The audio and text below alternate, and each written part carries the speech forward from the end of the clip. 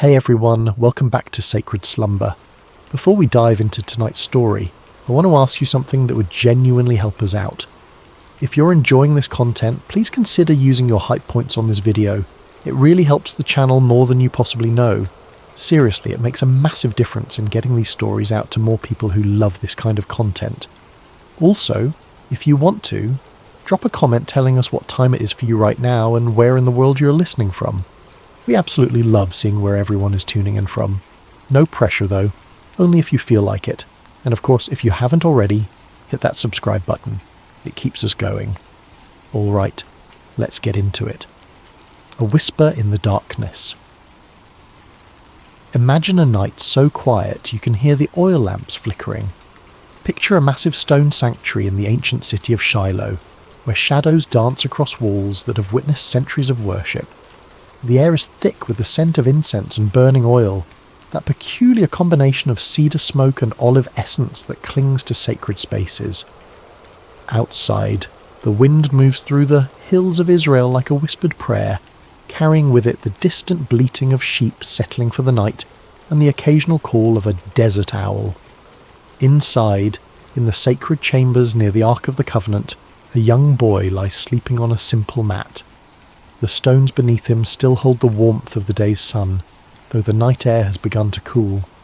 His breathing is steady, deep, the kind of sleep that comes from honest physical labour and a clear conscience.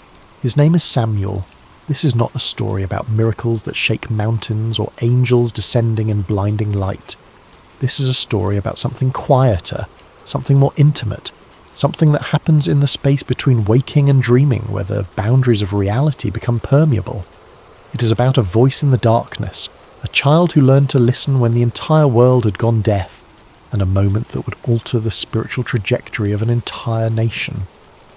Because sometimes the most profound truths do not arrive with thunder and earthquake.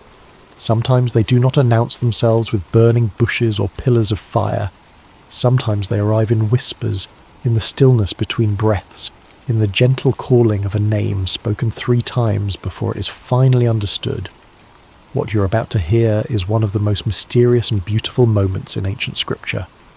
A moment when heaven reached down to touch earth, not through spectacular signs, but through the simple act of calling a child's name in the night. But it is also a story about silence broken, about the end of a spiritual drought, about what happens when the divine decides to speak again after generations of absence. This is the story of Samuel, the boy who heard God speak when the rest of the world had forgotten how to listen. And perhaps, hidden within this ancient narrative, there are questions we have forgotten to ask. Questions about why heaven goes silent. Questions about who gets chosen to break that silence. Questions about whether the voice that called to Samuel in that darkened sanctuary is still calling, still speaking, still searching for those rare individuals who know how to say, "I am listening." Chapter 1. Hannah's Promise. To understand Samuel's calling, we must first understand how he came to be sleeping in that sanctuary. His story begins not with him, but with his mother, a woman named Hannah, who knew the bitter taste of desperation and the hollow ache of prayers that seemed to vanish into an empty sky. In the hill country of Ephraim, in a small village whose name has been lost to history, there lived a man named Elkanah who had 2 wives, as was common in that era. His first wife, Peninnah, had given him several children, sons to carry his name, daughters to arrange in marriage, a legacy written in flesh and blood. His second wife, Hannah, had given him only heartache and unanswered prayers. Year after year, Hannah remained childless, and in a culture where a woman's worth was often measured by her ability to bear children, this was not just a personal grief. It was a social death sentence, a daily humiliation, a question mark hanging over her entire existence. Neighbours would whisper, extended family would exchange knowing glances, even well-meaning friends would offer useless advice, or suggest that perhaps she had offended God in some way, that her barrenness was divine punishment for some unknown sin. Elkanah loved Hannah. The text makes this clear. He would give her double portions at feasts, trying to compensate with material generosity for what biology had denied her. He would ask her with genuine confusion, "Am I not better to you than 10 sons?" It was a question born of love but blind to understanding. He could not fathom that the issue went deeper than his affection, that Hannah's grief was not about him at all, but about her own sense of purpose, of completion, of being seen as fully human by the society around her. Peninnah, with the cruelty that can only come from insecurity dressed as triumph, would taunt Hannah relentlessly. Every time the family made their annual pilgrimage to the sanctuary at Shiloh to worship and offer sacrifices, Peninnah would remind Hannah of her barrenness. The taunts were not subtle. They were designed to cut deep, to remind Hannah that in the eyes of the world she was incomplete, cursed, forgotten by the very God she came to worship. Peninnah would parade her children before Hannah, would make comments about how blessed she was, would turn every moment of worship into a reminder of Hannah's failure. And Hannah would weep. She would refuse to eat. The pain went beyond physical longing for a child. It touched something deeper, the existential question that haunts anyone who feels overlooked by the divine. Does God see me? Does he hear my prayers? Am I worthy of his attention? Or am I simply background noise in a universe too vast to care about one woman's grief? The pilgrimage to Shiloh was supposed to be a time of joy, of celebration, of renewal. But for Hannah, it became an annual reminder of everything she lacked. Year after year she would go through the motions of worship, while her heart broke quietly in places no one could see. One year, during their pilgrimage to Shiloh, Hannah could bear it no longer. The weight of accumulated grief, the years of disappointment, the constant humiliation, all of it reached a breaking point. While the rest of the family feasted after the sacrifice, celebrating with wine and roasted meat, Hannah slipped away to the entrance of the sanctuary. She stood there, in the place where earth met heaven, in the threshold between the mundane and the sacred, and she prayed with an intensity that went beyond words. Her lips moved, but no sound emerged. Her whole body shook with the force of her grief and desperation. Tears streamed down her face. Her hands trembled. This was not the polite, ritualized prayer of public worship. This was raw, unfiltered communion with the divine. This was a woman pouring out her soul, holding nothing back, demanding to be heard by a God who had seemed deaf to her pleas for years. She made a vow that day, one that would echo through generations. If God would grant her a son, she would give him back to God. Not for a season, not for a few years, but for his entire life. The child would be dedicated to divine service from the moment he was weaned.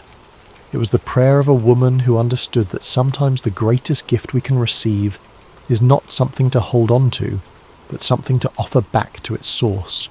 She was not bargaining with God so much as she was declaring her willingness to participate in something larger than her own desires. Eli, the high priest, sat by the doorpost of the sanctuary and watched this strange woman swaying and muttering. In his aging, perhaps cynical view of human nature shaped by years of dealing with corrupt worshippers and his own corrupt sons, he assumed she was drunk. The accusation was harsh, almost cruel. What are you doing here, intoxicated in the house of the Lord? How dare you bring your drunkenness into this sacred space? Hannah lifted her eyes, and in them Eli saw not the glaze of wine, but the clarity of absolute desperation, the look of someone who has nothing left to lose, who has stripped away all pretense and pride, who stands naked before God with only their need. She explained that she was not drunk, but deeply troubled, pouring out her soul before God. She had been praying out of her great anguish and grief. Something in her words, or perhaps in her eyes, or perhaps in the raw authenticity of her pain, convinced Eli. His response was both blessing and prophecy. Go in peace, and may the God of Israel grant what you have asked of him. It is unclear whether Eli knew what he was saying, whether he was simply offering the standard priestly blessing, or whether something moved through him in that moment. Some whisper of the divine speaking through a man who had grown complacent in his religious duties. But the words landed on Hannah like rain on parched earth. Hannah left the sanctuary that day transformed. Her face was no longer downcast. She ate. The grief lifted from her countenance like a fog dispersing under the morning sun. She had been heard, if not by man, then by something infinitely greater. She did not yet have the child she longed for, but she had something perhaps more precious. The certainty that her prayers had reached their destination, that her voice had penetrated the silence, that she mattered to the God she served. Within the year, Hannah conceived. When she gave birth to a son, she named him Samuel, which in Hebrew carries the meaning heard by God, or asked of God, or some translations suggest name of God. The name itself was a testimony, a permanent reminder that this child was an answer to prayer, a gift that came from somewhere beyond the ordinary workings of the world.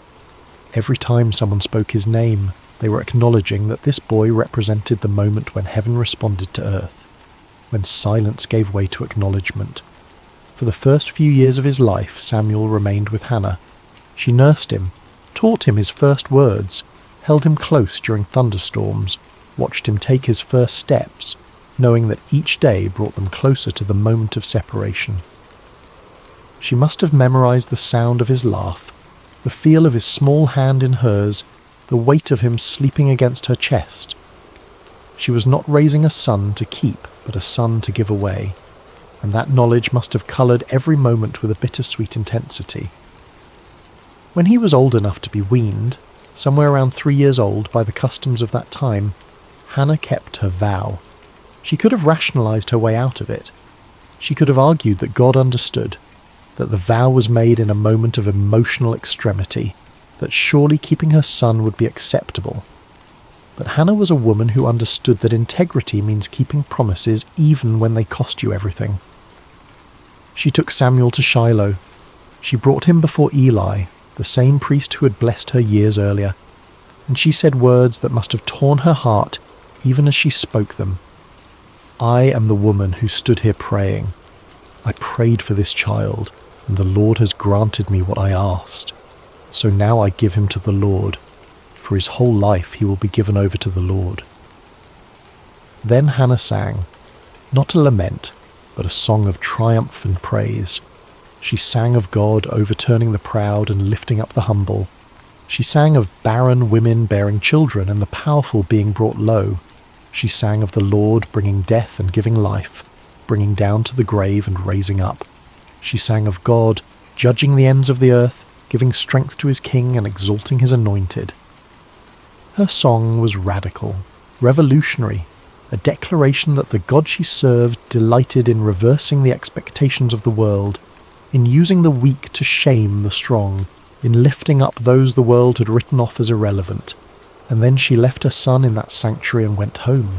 Imagine being that child, too young to fully understand why your mother brought you to this vast, echoing building filled with strange smells and unfamiliar faces and then walked away.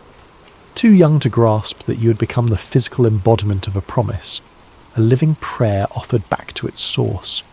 You watch her figure receding, growing smaller, disappearing down the road back to the only home you have ever known, and you are left in the care of an old man whose eyes can barely see you, whose own sons are corrupt, in a place that will become your entire world. Samuel's childhood was unlike any other in Israel. While other boys played in fields and learned their father's trades, running through olive groves and swimming in streams, Samuel grew up in the sacred space of the tabernacle. His world was one of ritual and reverence, of ancient objects and whispered prayers, of shadows and lamplight, and the constant awareness that this place was different from all other places. He opened the doors of the sanctuary each morning, flooding the holy space with light. It was his job to unlock the heavy wooden doors that sealed the sacred from the profane, to let in the dawn and with it the worshippers who would come seeking connection with the divine. He assisted Eli in the daily tasks of worship, learning the intricate patterns of sacrifice and ceremony, memorizing which offerings required which procedures, understanding the difference between sin offerings and burnt offerings and peace offerings, learning to read the subtleties of ritual purity. He tended the lamps that burned through the night, ensuring their wicks were trimmed and their oil replenished. This was not glamorous work. It required attention to detail, a willingness to wake in the darkness to check that the flames had not guttered out, and understanding that these small acts of maintenance were what kept the sacred space functioning. The lamps represented the presence of God, and Samuel learned that presence requires constant tending, constant attention, constant care. He cleaned the sacred vessels, swept the courts, washed the linens used in ceremonies, helped prepare the incense, carried water, ran errands. He memorized scriptures, learning to recite the stories of Abraham and Isaac and Jacob, the tales of Moses and the Exodus, the laws given at Sinai. His education was entirely religious, entirely focused on service, entirely oriented towards something beyond himself. By all accounts, Samuel was a good child, humble, obedient, faithful in small things. The text tells us he grew in favour with both the Lord and with people. He was not resentful of his circumstances. He did not seem to chafe against the boundaries of his unusual childhood. Perhaps he had accepted that this was simply who he was, the boy who belonged to God, the boy who lived in the house of the Lord. But what must it have been like psychologically? To have no mother to comfort you when you woke from nightmares, to have no siblings to quarrel and play with, to grow up watching Eli's corrupt sons come and go, seeing the way they abused their position, hearing the whispers of their misconduct, to be surrounded by holiness and yet witness its corruption, to serve faithfully while those who should have been models of righteousness displayed only greed and lust and contempt for the sacred. Did Samuel wonder why he had been left here? Did he feel abandoned by the mother who had kissed him goodbye and walked away? Did he question whether the God he served even noticed his small acts of service? The text does not tell us. We see only the external facts, a boy growing up, performing his duties, learning his role. But surely there were moments of loneliness, moments of doubt, moments when the weight of it all felt too heavy for small shoulders to carry. Hannah visited when she could. Each year during the family's annual pilgrimage to Shiloh, she would bring Samuel a new robe she'd made for him, watching him grow, trying to compress a year of mothering into a few brief encounters. These visits must have been both blessing and torment. The joy of seeing his mother mingled with the pain of watching her leave again. The new robe, a reminder that somewhere he had a home, a family, a life he was not permitted to live. Yet there is no indication that Samuel rebelled or resented his circumstances. He simply continued. Day after day, year after year, faithful in the small things, present in the sacred space, available to be used however God saw fit. There was no indication in those early years that he would become anything more than a helpful assistant to an aging priest, that he would one day be the voice through which God spoke to an entire nation. But God, it seems, has a habit of preparing his instruments in obscurity before bringing them into the light. Samuel was being shaped by his circumstances, formed by his loneliness, refined by his faithfulness in tasks that no one celebrated. He was learning what it meant to serve without applause, to be obedient without immediate reward, to remain present even when presence felt like punishment. He was learning to listen in the silence. Chapter 2. The State of Israel at the Time. To appreciate what happened on that quiet night when God called Samuel's name, you need to understand the spiritual condition of Israel during this period. It was, to put it simply, a disaster. But the disaster raises uncomfortable questions that the text never fully answers. Questions about divine silence. Questions about why systems of worship become corrupt. Questions about what happens when the mediators between heaven and earth become obstacles instead of conduits. The problem started with Eli's sons, Hophni and Phinehas. These two men had inherited their father's position as priests, but they had not inherited his reverence for the sacred. They were corrupt in ways that went beyond simple moral failing. They actively perverted the worship of God, treating the sacrifices and offerings as opportunities for personal gain, turning the sacred into the profane with a systematic cruelty that suggests something darker than mere greed. When people brought animals to sacrifice at Shiloh, the priests were entitled to a specific portion of the meat according to the law of Moses. But Hophni and Phinehas were not content with their allotted share, with what had been designated as rightfully theirs. They wanted more. They wanted the best. They wanted what belonged to God. They would send their servants to threaten worshippers, demanding the choicest cuts of meat before the fat was even burned on the altar, as required by law. The fat belonged to God. That was non-negotiable in the sacrificial system. The burning of the fat was the moment when the sacrifice became truly sacred, when the offering transitioned from human gift to divine acceptance. But Hophni and Phinehas did not care about divine acceptance. They cared about their appetites. If people objected, if they tried to follow the proper procedures and insist that the fat be burned first, the servants would respond with threats of violence. "We will take it by force if necessary." The priests were literally stealing from God, taking what belonged to the altar and consuming it themselves. They were turning worship into extortion, using their position of spiritual authority to exploit the vulnerable and the faithful. But their corruption went even darker, into territories that the text only hints at with uncomfortable brevity. They engaged in sexual immorality with women who served at the entrance to the sanctuary. These were women who had dedicated themselves to service at the tabernacle, who came to worship and serve with sincere devotion. And Hophni and Phinehas exploited them, used their authority and position to prey upon those who should have been under their protection. They turned the house of God into a place of exploitation and abuse, where the very people who were supposed to represent divine holiness became perpetrators of trauma. Worship became a source of fear rather than transcendence.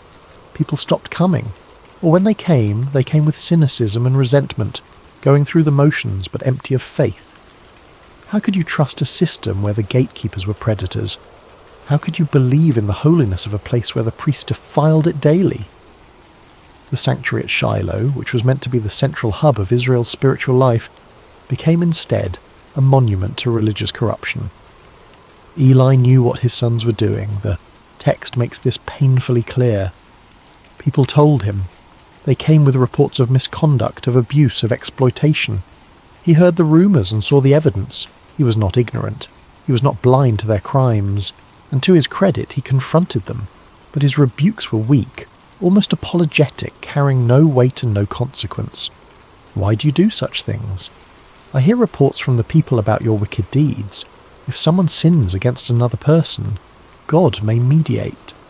But if someone sins against the Lord, who will intercede? The words acknowledge the problem but offer no solution. There is no threat of removal from office, no stripping of authority, no punishment that might actually deter the behaviour. Just words, just disappointment, just a father hoping his wayward sons might suddenly develop a conscience they had never demonstrated. Hophni and Phinehas ignored their father and continued their corruption. Why wouldn't they? There were no consequences. Eli's position as high priest gave him the authority to remove them, to appoint others, to enforce standards. But he did nothing, and his inaction was itself a form of action, a choice that enabled the continued degradation of worship. The impact on Israel's spiritual life was catastrophic.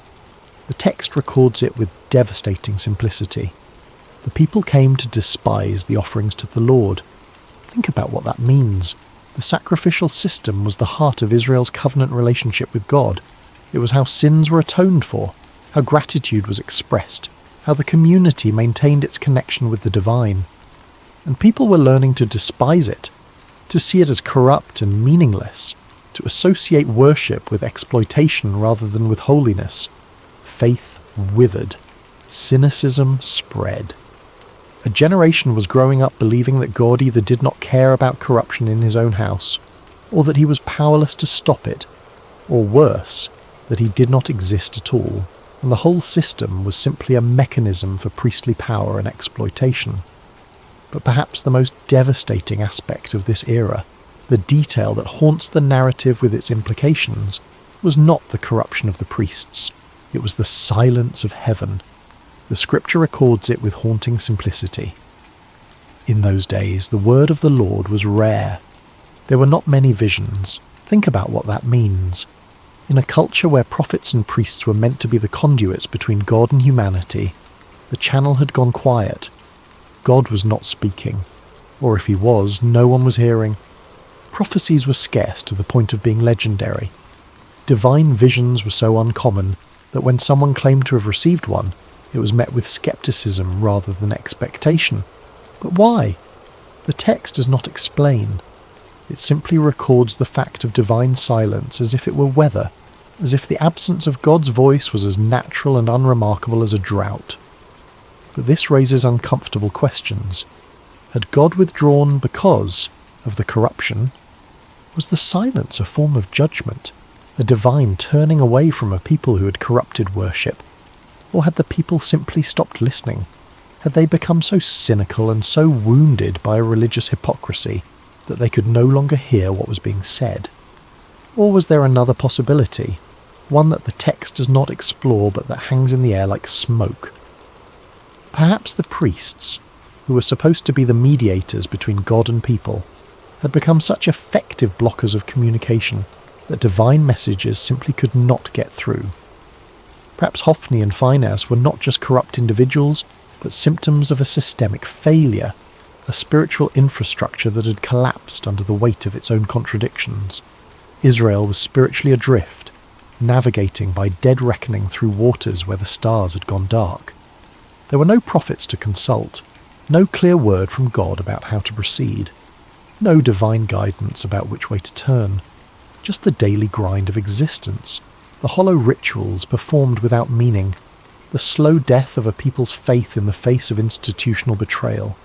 This was the world into which Samuel was growing up, a world where the representatives of God were corrupt, where worship had become hollow, where heaven seemed distant and disinterested.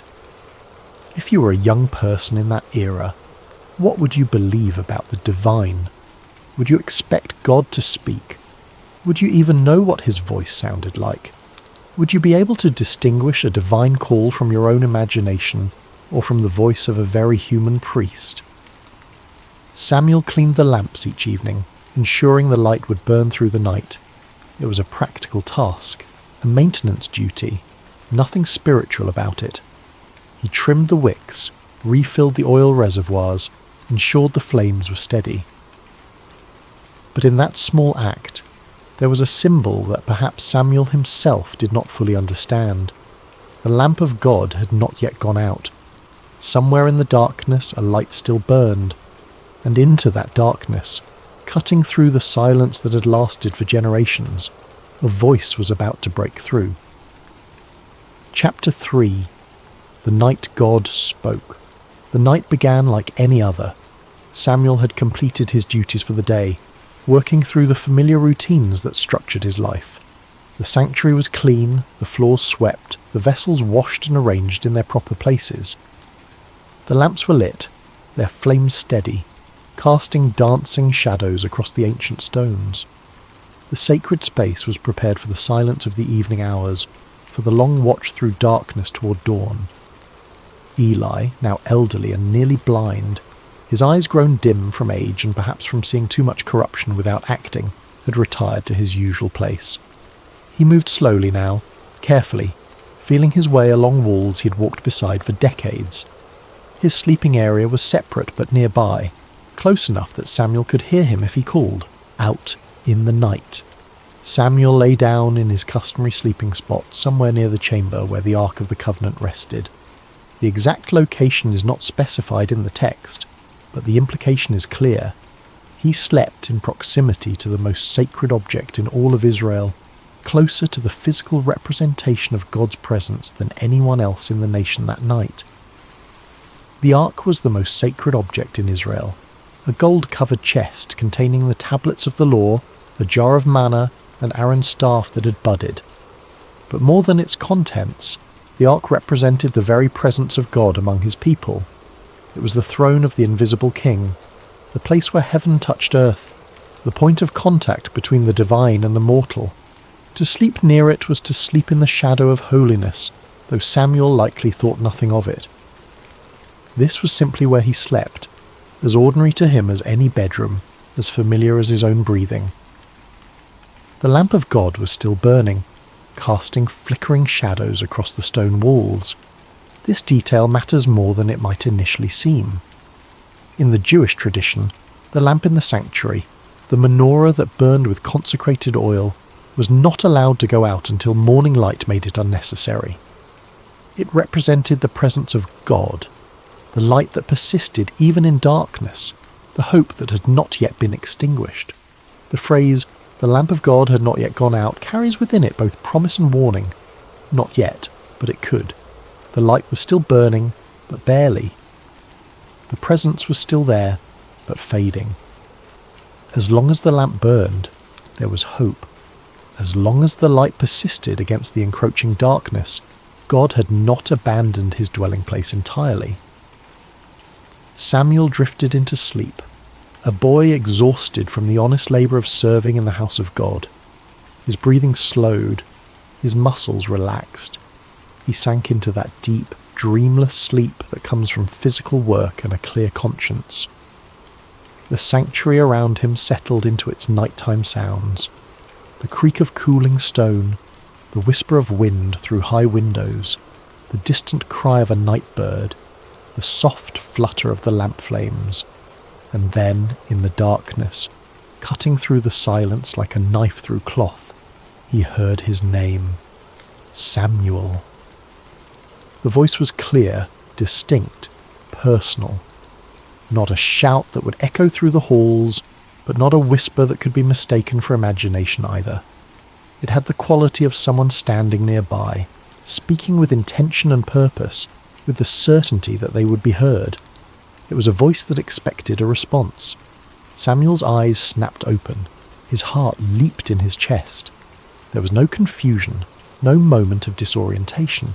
He knew immediately that someone had called him. The voice had been too clear, too deliberate, too unmistakably directed at him. In the darkness, with the lamp casting its uncertain light, Samuel did what made perfect sense to a boy who had grown up serving under an elderly priest. Eli must need something. The old priest was nearly blind now, stumbling in the darkness. Perhaps he had dropped something.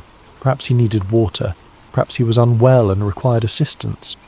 Samuel threw off whatever covering he used against the night chill and ran to where Eli slept. "Here I am. You called me?" The response was immediate, instinctive. "Here I am." Two words that would become the defining posture of Samuel's entire life. Not, "What do you want?" Not, "Can it wait until morning?" Just presence. Just availability. Here I am. Eli, pulled from sleep and confused, his mind foggy with the remnants of dreams, looked in the direction of Samuel's voice with eyes that could barely make out shapes in the darkness. "I did not call. Go back and lie down." Samuel returned to his place, perhaps a little puzzled, but not overly concerned. Perhaps he had been dreaming. Perhaps the transition from sleep to waking had jumbled his perceptions. Perhaps the old man had called out in his sleep and forgotten. These things happen. The mind plays tricks in the boundary spaces between consciousness and unconsciousness. He lay back down, pulled his covering around him, and closed his eyes, willing himself back towards sleep. The sanctuary settled back into silence. The lamp continued its steady burning. Outside, the wind moved through the hills with a sound like breathing. Samuel's heartbeat slowed back to its resting rhythm. Samuel? Again. The same voice, the same clarity, the same undeniable sense that someone was speaking directly to him, calling him by name with purpose and intention. This was not imagination. This was not the remnant of a dream clinging to the edge of waking. This was not the echo of Eli's voice misheard in the darkness. Someone had called his name clearly and deliberately, as real as the stone beneath him and the lamplight flickering against the walls. Once more, Samuel got up and went to Eli. His bare feet made soft sounds against the cold stone floor. His breathing was quicker now, his confusion deeper. If Eli had not called the first time, then who had? "Here I am. You called me." Eli, now more awake and perhaps slightly irritated at being disturbed a second time, sent him away again with a tone that suggested both confusion and mild frustration. "I did not call, my son. Go back and lie down." Samuel returned, but now there was a question forming in his mind that would not be silenced. If Eli was not calling him, then who was? Was someone playing a trick? Was there an intruder in the sanctuary hiding in the shadows, calling his name for some unknown purpose? But the voice had not seemed mischievous or threatening. It had been steady, certain, intimate. The kind of voice that knows you. that has the right to call your name. He lay back down, but this time sleep did not come easily. His eyes stayed open, staring into the darkness above him. His ears strained for any sound, any indication of who or what had spoken to him. The lamp flickered. A moth circled near its flame. Time stretched and compressed in that strange way it does when you are lying awake in the dark, unsure whether minutes or hours are passing. Samuel. The third time, Samuel abandoned any doubt or hesitation. Someone was calling him, and if it was not Eli, then perhaps the old priest was confused. Perhaps he was calling out without realizing it. Perhaps his dreams were speaking through him. Samuel got up once more, faster now, urgent, and went to Eli. He stood at the foot of the old priest's sleeping mat, his young face barely visible in the dim light that filtered in from the main chamber. "Here I am.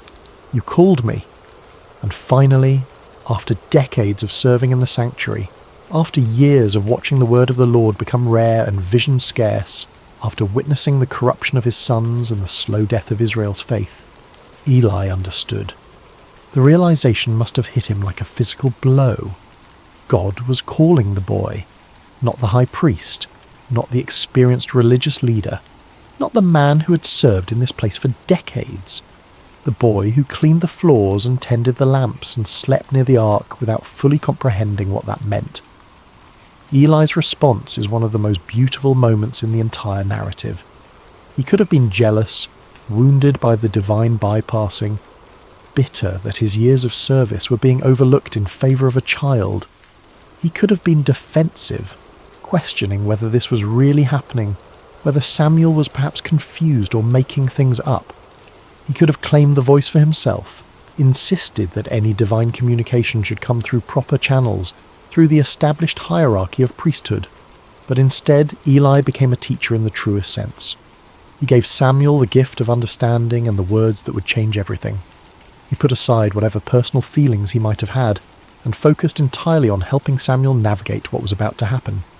"Go and lie down," Eli said, and you can hear in those words both resignation and hope, both the sadness of being passed over and the wonder that God was speaking again at all. And if he calls you, say, "Speak, Lord, for your servant is listening." Those words, "Speak, Lord, for your servant is listening," not "Who are you?" not "What do you want?" not "Prove yourself to me." Just openness, just availability, just the humble acknowledgement that if God is speaking, the only appropriate response is to listen. Samuel returned to his place one more time. He lay down in the darkness, the lamp of God still burning nearby, casting its uncertain light across ancient stones, and he waited. His heart must have been pounding so hard he could hear it in his ears. His mind must have been racing with questions and fears and wonder. What does the voice of God sound like? What will he say? Am I worthy to hear it? What if I do not understand? What if I get it wrong? The silence stretched. The lamp flickered. Outside, the night continued its slow progression toward dawn. And then, for the fourth time, the voice came. But this time there was a difference. This time the name was repeated, spoken twice, with an intimacy and urgency that had not been there before. "Samuel! Samuel!" The repetition is significant.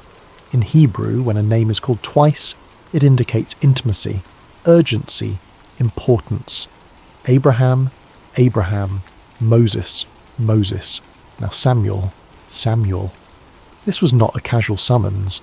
This was personal, direct, unmistakable.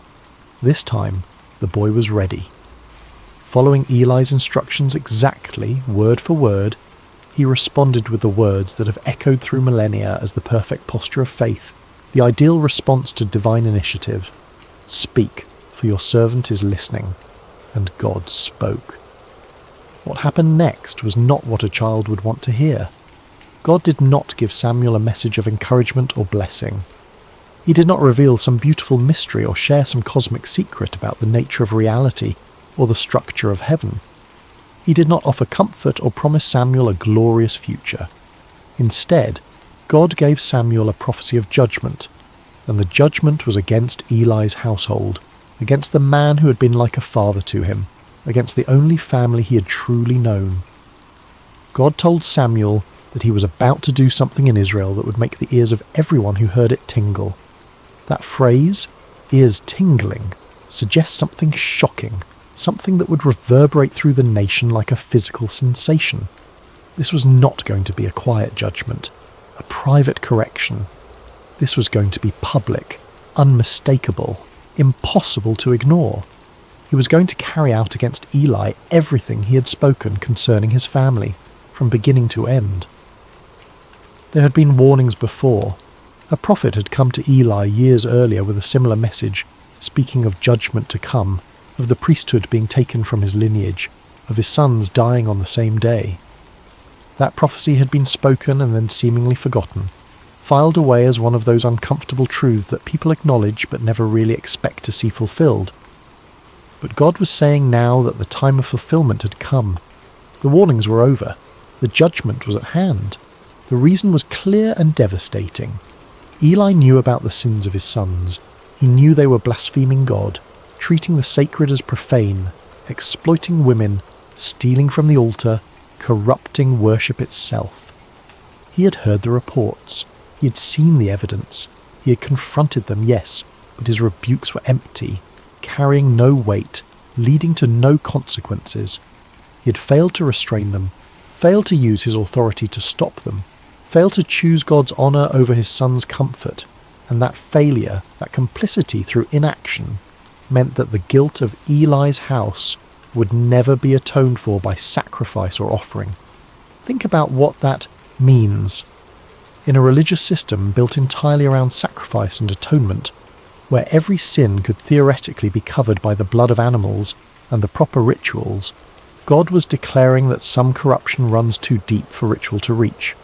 Some betrayals are so fundamental that the system itself cannot address them. Eli's family would carry their guilt to the grave and beyond, marked forever by their choice to prioritize family loyalty over divine justice.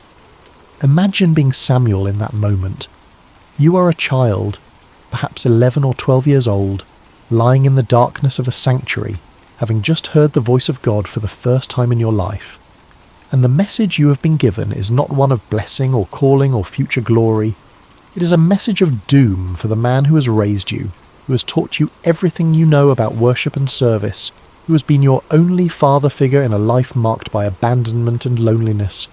The weight of it must have been crushing. How do you speak words of judgment to someone you love? How do you become the bearer of bad news that will break someone's heart? How do you look into the eyes of a man who has shown you kindness and tell him that his family line is cursed, that his sons will die, that everything he has built will crumble? This was the cost of prophecy that no one talks about. This was the burden of truth that cannot be softened or avoided or delayed. Samuel had been given a message, and whether he wanted to deliver it or not was irrelevant. The truth had been spoken to him, and now he was responsible for speaking it to others. This is what it means to be a prophet. Not visions and mystical experiences and spiritual heights, but the grinding, awful responsibility of speaking truths that wound you as deeply as they wound those who hear them. The rest of the night must have been agony for Samuel. The text tells us he lay there until dawn, too afraid to tell Eli what he'd heard. He did not sleep. How could he? His mind must have raced through possibilities. Maybe he had misunderstood. Maybe there was a way to soften the message to make it less harsh. Maybe if he just kept quiet, the whole thing would fade like a dream, and he could go back to his simple life of tending lamps and sweeping floors. But deep down, he knew. The voice had been too clear. The message had been too specific.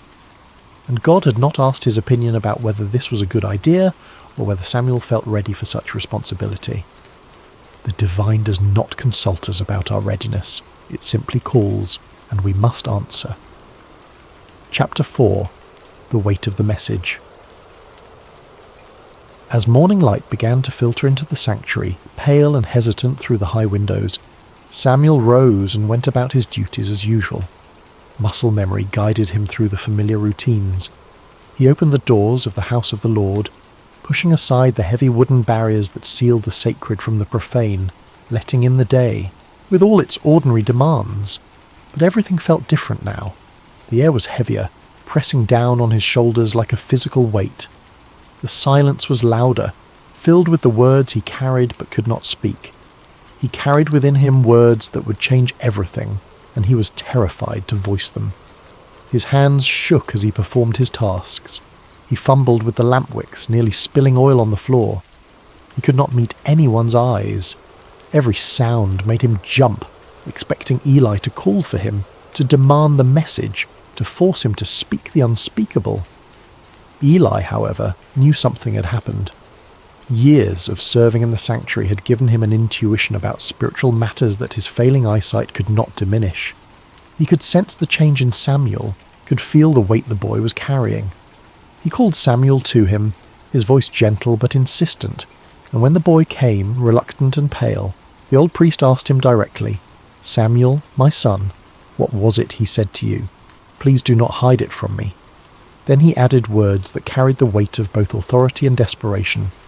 "May God deal with you, be it ever so severely if you hide from me anything he told you." It was an oath, a binding formula that made concealment impossible. Eli was not giving Samuel an easy out. He was demanding truth, however painful, however devastating. And in doing so, he was teaching Samuel one of the most important lessons of prophetic ministry: that truth matters more than comfort, that integrity requires speaking even when silence would be kinder. There is something deeply moving about this moment. Eli was giving Samuel permission to speak truth, even painful truth. He was not demanding a comfortable answer. He was not pressuring the boy to lie or soften the message. He was not using his position as high priest to intimidate or manipulate. He was simply asking for honesty, for the faithful delivery of whatever word had been given, regardless of personal cost. Samuel, to his credit, did not hold back. He told Eli everything, every word of the judgment, every detail of the coming consequences, every aspect of the doom pronounced against his house. He did not sugarcoat it. He did not try to make it easier to hear. He did not add comforting caveats or suggest ways the judgment might be avoided. He simply delivered the message as it had been given to him, faithful to both God and to Eli in his refusal to distort the truth. The words must have felt like stones in his mouth, each one heavy and sharp. He would have watched Eli's face as he spoke, looking for signs of anger or rejection or denial. But what he saw instead was something he had not expected. Eli's response is remarkable in its humility and resignation. He did not rage against the pronouncement. He did not question Samuel's experience or suggest the boy had misunderstood or imagined things. He did not blame Samuel for being the messenger or accuse him of disloyalty or ingratitude. He simply said, with a weariness that spoke of years of knowing this moment would come, "He is the Lord. Let him do what is good in his eyes."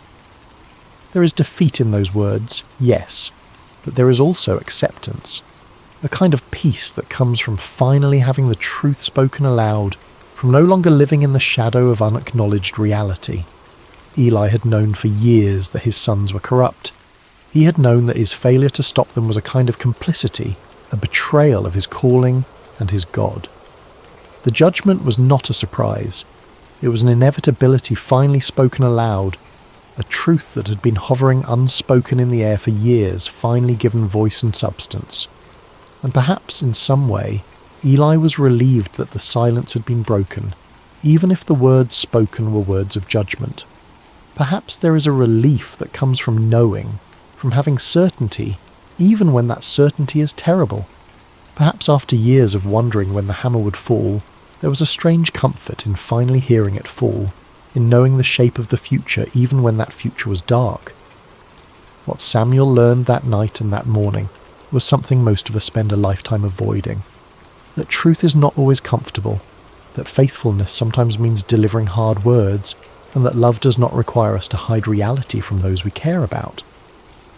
Samuel could have lied to Eli. He could have softened the message or claimed he did not remember the details, or suggested that perhaps he had misunderstood what God was saying, but he chose honesty, and in doing so he established the pattern that would define his entire ministry. He would be a prophet who spoke the word of the Lord without compromise, without concern for how it would be received, without fear of the consequences. Not because he was harsh or unfeeling, but because he understood that truth, however painful, is ultimately an act of respect. To lie to someone, even to spare their feelings, is to treat them as less than fully human, as incapable of bearing reality. Samuel gave Eli the dignity of truth, and Eli received it with the dignity of acceptance. Chapter 5. Samuel becomes a prophet. After that night, everything changed for Samuel. The text tells us that he grew, and the Lord was with him, letting none of his words fall to the ground. That phrase, letting none of his words fall to the ground, is the ancient way of saying that everything Samuel prophesied came true. He was not speaking his own opinions or making educated guesses or offering the kind of vague predictions that could be interpreted multiple ways, depending on how events unfolded. He was speaking with divine authority, and reality itself confirmed his words with uncomfortable precision. The prophecy about Eli's house came true exactly as Samuel had spoken it. The details are grim and worth recounting because they establish Samuel's credibility as a true prophet in a time when false prophets were common and people had grown cynical about divine communication. Israel went to war against the Philistines, their perennial enemy. In the first battle, the Israelites were defeated and thousands of soldiers died. In desperation, the elders decided to bring the Ark of the Covenant from Shiloh to the battlefield, believing that God's physical presence would guarantee victory. Hophni and Phinehas accompanied the Ark, treating it like a magical talisman rather than the throne of the living God. The Israelites shouted when the Ark arrived, a roar so loud that the ground shook. The Philistines were terrified at first, knowing the stories of what the God of Israel had done to Egypt. But they fought anyway, and in the battle that followed, Israel was utterly defeated. 30,000 soldiers died, and on that same day, exactly as prophesied, both Hophni and Phinehas were killed. The Ark of God was captured by the Philistines, carried off as a trophy of war. When a messenger brought the news to Shiloh, Eli was sitting by the road, his heart trembling for the Ark of God. When he heard that the Ark had been captured and his sons were dead, the 98-year-old priest fell backward off his chair, broke his neck, and died. The priesthood of his line ended in that moment, cut off exactly as God had declared. It was a devastating fulfillment, but it established beyond doubt that Samuel spoke with divine authority. He had predicted these events when he was just a child, and they had come to pass exactly as he said. The word of the Lord through Samuel was reliable, trustworthy, deserving of attention. As Samuel matured from boy to young man, his reputation spread throughout Israel like wildfire. From Dan in the far north to Beersheba in the deep south, spanning the entire geographical extent of Israel's territory, everyone knew that Samuel had been established as a prophet of the Lord. The word that had been rare, the visions that had been scarce, now flowed through this young man who had learned to listen in the darkness. But Samuel was more than just a prophet delivering occasional messages. God continued to appear at Shiloh, revealing himself to Samuel through his word on a regular basis.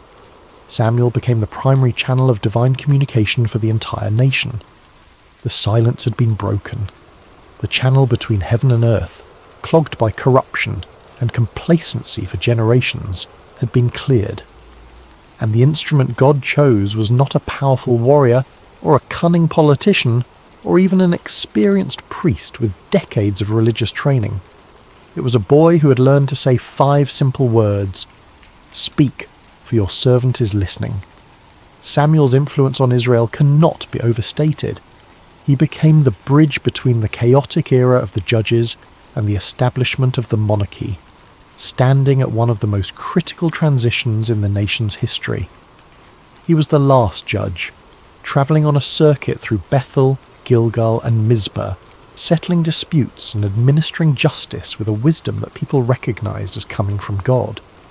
He was also the first of the great prophets, the founder of a prophetic tradition that would produce Elijah, Elisha, Isaiah, Jeremiah, and all the voices that would call Israel back to God throughout its history. When the people demanded a king like the surrounding nations, it was Samuel who anointed Saul, a tall and handsome man from the tribe of Benjamin, as Israel's first king. And when Saul proved disobedient and unfaithful to God, it was Samuel who had to deliver yet another hard message of judgment, who had to watch another man he had elevated fall under divine displeasure. Later, it was Samuel who anointed David, the youngest son of Jesse, a shepherd boy with no apparent qualifications except that God had chosen him. That shepherd boy would become Israel's greatest king, the man whose lineage would eventually produce the Messiah. But beyond the political role, beyond the anointing of kings and the settling of disputes, Samuel represented something Israel desperately needed: spiritual integrity in a world corroded by compromise. In a time when the priesthood had become corrupt, when worship had become hollow, when the word of the Lord was rare, Samuel embodied what it meant to hear from God and speak his truth faithfully regardless of personal cost. He reformed religious life throughout Israel, establishing schools of prophets where young men could learn to listen for God's voice and speak his word. He called the people back to authentic worship, challenging them to put away their foreign gods and serve the Lord only. He led the nation in repentance at Mizpah, where they fasted and confessed their sins, acknowledging that they had abandoned God. And when the Philistines attacked during that gathering, Samuel interceded for the people, and God threw the enemy into confusion with thunder and lightning, giving Israel a decisive victory. Samuel demonstrated that God had not abandoned his people, that the silence had been circumstantial rather than permanent, that divine presence and power were still available to those who would seek them with integrity. The boy who once cleaned floors and trimmed lamp wicks became the conscience of a nation. The child who slept near the ark became the voice through which God spoke to kings and commoners alike. His authority came not from position, or political power, or military might, but from the simple fact that he had learned to listen and had the courage to speak what he heard, even when speaking cost him dearly. Chapter 6. The Legacy of the Story. So what do we take from this ancient narrative? What does it mean for us, centuries removed from oil lamps and tabernacles and sleeping near the Ark of the Covenant? And perhaps more intriguingly, what questions does this story raise that it never fully answers? First, there is the theme of listening. God can speak in quiet places, in ordinary moments, when we least expect it. Samuel was not performing some elaborate spiritual ritual when God called his name. He was not fasting on a mountain. He was not in a trance or a vision quest. He was sleeping, exhausted from a day of mundane labour. He was simply present in a sacred space, available to be awakened. How often do we miss the voice of the divine because we are too busy, too distracted, too convinced that revelation only comes in spectacular packages?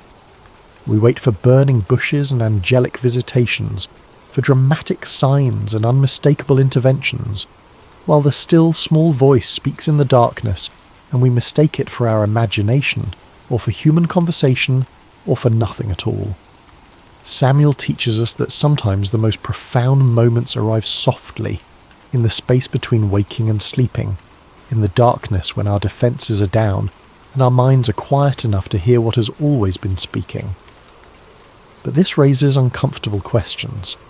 How many times has that voice spoken and we have ignored it? How many times have we attributed divine communication to coincidence or psychology or wish fulfillment because we have lost the ability to recognize it for what it is? Second, there is the theme of obedience. Samuel's first response when he heard his name was immediate and complete. Here I am. No hesitation, no calculation, no weighing of options or considering whether this was a good time, just presence and availability. Not, what do you want, but here I am. Not, let me think about it, but immediate response. Later, when Eli gave him the words to use, Samuel followed the instruction exactly. He did not improvise or try to improve on the formula or insert his own personality into the exchange. He simply said what he had been taught to say: "Speak, for your servant is listening." Obedience in this story is not about blind submission to authority. It is about being teachable, about recognizing when someone knows more than you do, about trusting guidance even when you do not fully understand where it is leading. But there is something deeper here, something that troubles the waters of easy interpretation. Samuel was obedient to a voice he had never heard before, to a presence he could not see, based entirely on the instruction of a priest whose own family was corrupt, and whose judgment had been compromised by his failure to discipline his sons. What made Samuel so certain that this was God speaking and not some other voice? What internal compass guided him toward trust when skepticism would have been equally reasonable? Third, there is the theme of humility. Samuel's greatness began in small acts of service. He was faithful in opening doors, in cleaning, in tending lamps, in all the unglamorous work that keeps a sacred space functioning. He did not despise the small things, or consider himself above menial tasks. He swept floors with the same attention he later brought to anointing kings. He trimmed lamp wicks with the same care he would later exercise in delivering prophetic words, and it was in that posture of humble service, in the daily repetition of small faithful acts, that God found him. How different this is from our modern obsession with platform and visibility, with making a name for ourselves and ensuring everyone knows our accomplishments, with treating service as a stepping stone to something better rather than as its own reward.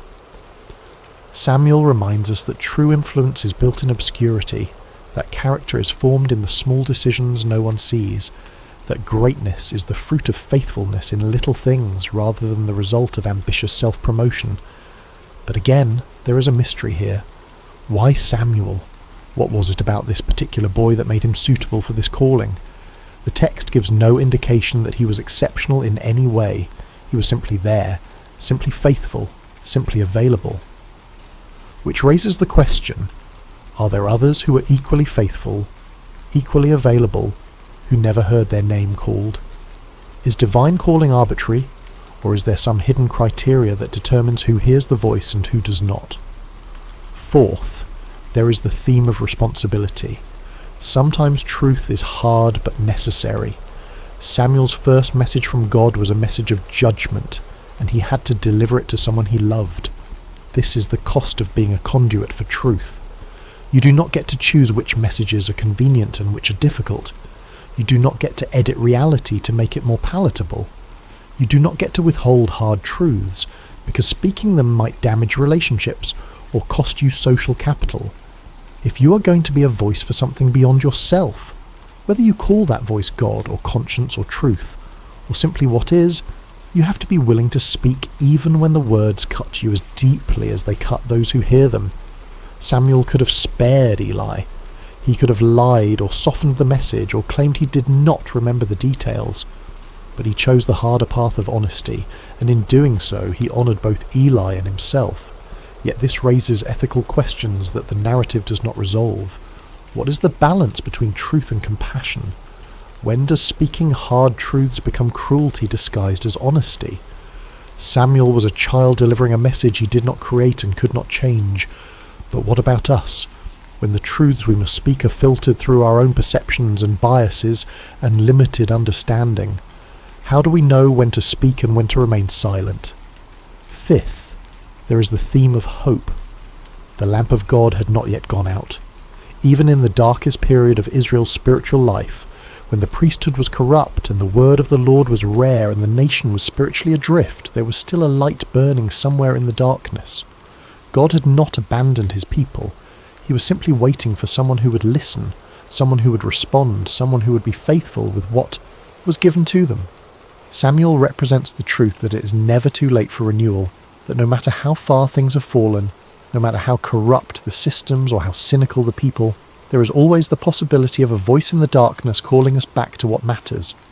The light may be flickering, the wick may be nearly consumed, the oil may be running low, but as long as there is any light at all, there is hope for rekindling, for replenishment, for the dawn that follows even the longest night. But this optimistic reading sits uncomfortably with the historical reality. The lamp did eventually go out. The sanctuary at Shiloh was destroyed. The ark was captured and never returned to that place. The line of Eli ended in blood and disgrace. Samuel's calling did not prevent disaster, it only narrated it before it happened. So what kind of a hope is this? Is it simply the hope that truth will be spoken, even if it changes nothing? Is it the hope that someone will bear witness, even in the midst of collapse? Finally, there is something unspoken in this narrative that deserves attention. God bypassed the entire religious hierarchy to speak to a child. He did not go through official channels. He did not honour the established order. He did not consult with the high priest or seek permission from religious authorities. He simply called out in the darkness to a boy who had no status, no authority, no credentials beyond faithfulness in small things. This is either deeply encouraging or deeply unsettling, depending on your perspective. It suggests that divine communication is not controlled by institutions, that truth can emerge from the margins, that the voice of God might speak to those we least expect, rather than to those we have designated as official intermediaries. But it also raises anarchistic questions about authority and order, about how we distinguish genuine divine calling from delusion or manipulation, about what happens when everyone claims to hear the voice of God speaking contradictory messages. Samuel's story is ultimately about availability. He was not the most powerful person in Israel.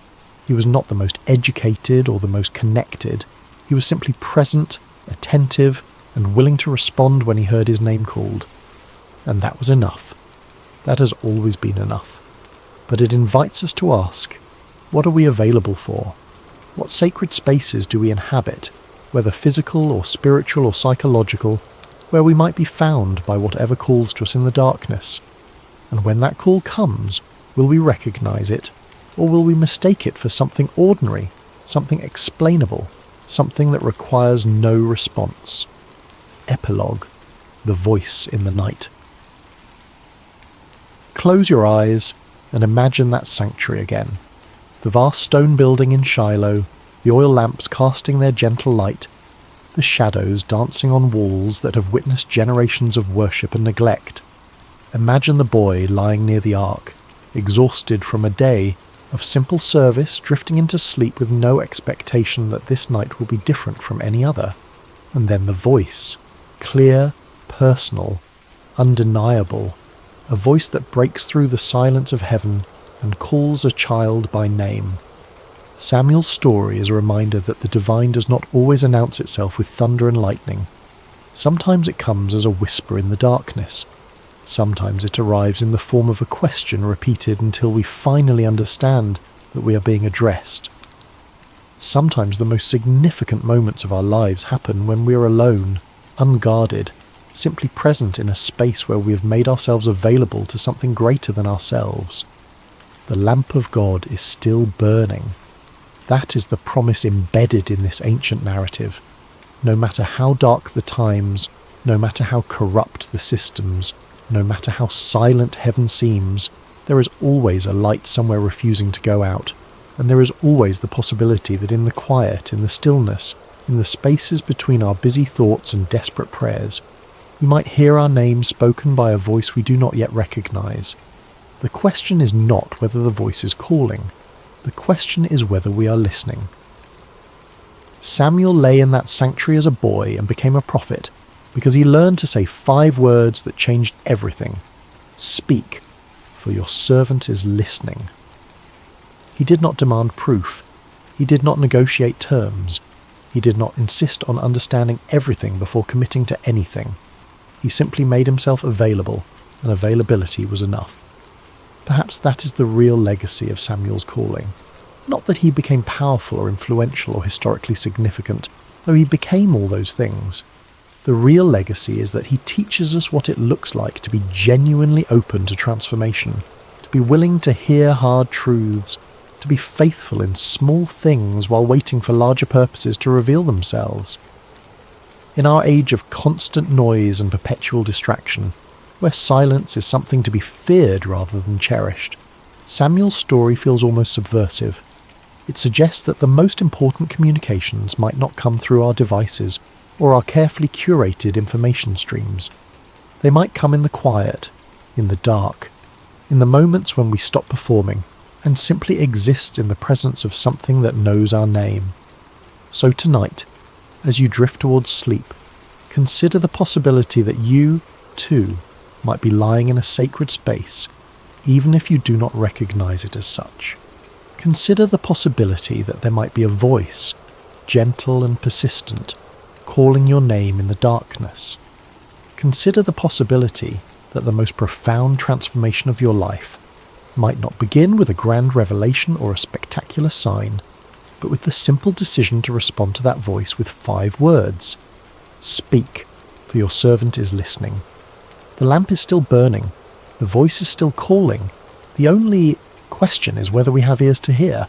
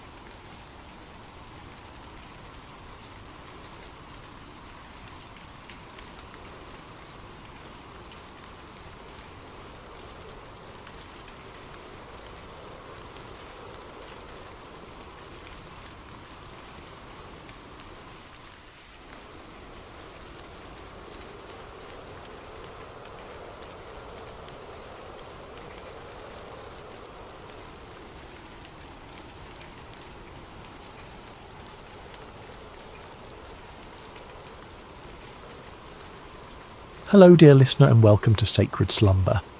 Before we begin tonight's story, I'd love to know how your day has been. Whether it was filled with joy or challenges, you're exactly where you need to be right now. What time is it where you are in the world? Are you settling down for the evening, or perhaps finding a quiet moment in the middle of your day? Wherever you are listening from, know that you are part of our global community of souls, seeking peace and spiritual connection. If this is your first time joining us, please consider subscribing to Sacred Slumber. We're here to bring you stories that nourish the spirit and calm the mind. Tonight, we journey to ancient Judah, to a time when God called a young man named Jeremiah to carry a message of both warning and hope. This is a story about divine calling, about being reshaped by loving hands, and about finding purpose even in the midst of struggle. So settle in, take a deep breath, and let us begin. In the 13th year of King Josiah's reign over the kingdom of Judah, when the morning mist still clung to the hills of Anathoth, a young man named Jeremiah sat beneath the shade of an ancient olive tree. The leaves whispered secrets in the gentle breeze, and somewhere in that whisper something stirred within his heart. Something he couldn't yet name, but could feel as surely as the warm earth beneath his feet. Jeremiah was not like the other young men of his village. While they spoke boldly of their plans and dreams, he preferred the quiet company of his thoughts. While they gathered in the marketplace to debate and jest, he found himself drawn to solitary places where he could listen to the deeper rhythms of life. His father, Hilkiah, was a priest, and perhaps that was why Jeremiah felt such a natural pull toward the sacred, toward the spaces where heaven seemed to touch earth. On this particular morning, as the sun climbed higher and cast dancing shadows through the olive branches, Jeremiah felt that familiar stirring grow stronger. It was as if someone were calling his name from a great distance, though he heard no voice with his ears. The sensation was both thrilling and terrifying, like standing at the edge of a vast ocean, knowing you were meant to step in but uncertain of your ability to swim. Then, as clearly as if someone had spoken directly into his ear, came the words that would change everything. Before I formed you in the womb, I knew you. Before you were born, I set you apart. I appointed you as a prophet to the nations. Jeremiah's heart raced. He looked around, half expecting to see someone standing nearby, but he was alone with only the olive tree and the endless blue sky as witnesses. The voice came again, gentle yet unmistakable. Jeremiah, I have called you to be my messenger. The young man's immediate response was one of panic. Sovereign Lord, he whispered, his voice barely audible even to himself. I don't know how to speak. I am too young. Who would listen to me? I am nobody special, just a priest's son from a small village. Surely you have made a mistake. But the presence that surrounded him was filled with such love and certainty that his fears began to quiet. Do not say you are too young, came the gentle correction. You must go to everyone I send you to and say whatever I command you. Do not be afraid of them, for I am with you and will rescue you. In that moment, Jeremiah felt something touch his lips. Not a physical touch, but something deeper, more real than anything he had ever experienced. I have put my words in your mouth, the voice continued. See, today I appoint you over nations and kingdoms to uproot and tear down, to destroy and overthrow, to build and to plant. As the presence gradually faded, leaving only the normal sounds of morning, birds singing, leaves rustling, the distant lowing of cattle, Jeremiah remained sitting beneath the olive tree, stunned by what had just occurred. His life had been ordinary just moments before, and now he was being called to something extraordinary. The weight of it should have crushed him, but instead he felt a strange peace settling over his spirit. He didn't yet understand what lay ahead, couldn't foresee the years of rejection and persecution that awaited him, or the deep wells of sorrow he would have to draw from. He only knew that the God of his fathers had spoken to him, had chosen him for a purpose that was both terrible and wonderful. And though he trembled at the thought of it, something deep within him whispered back, Yes, Lord, I will go.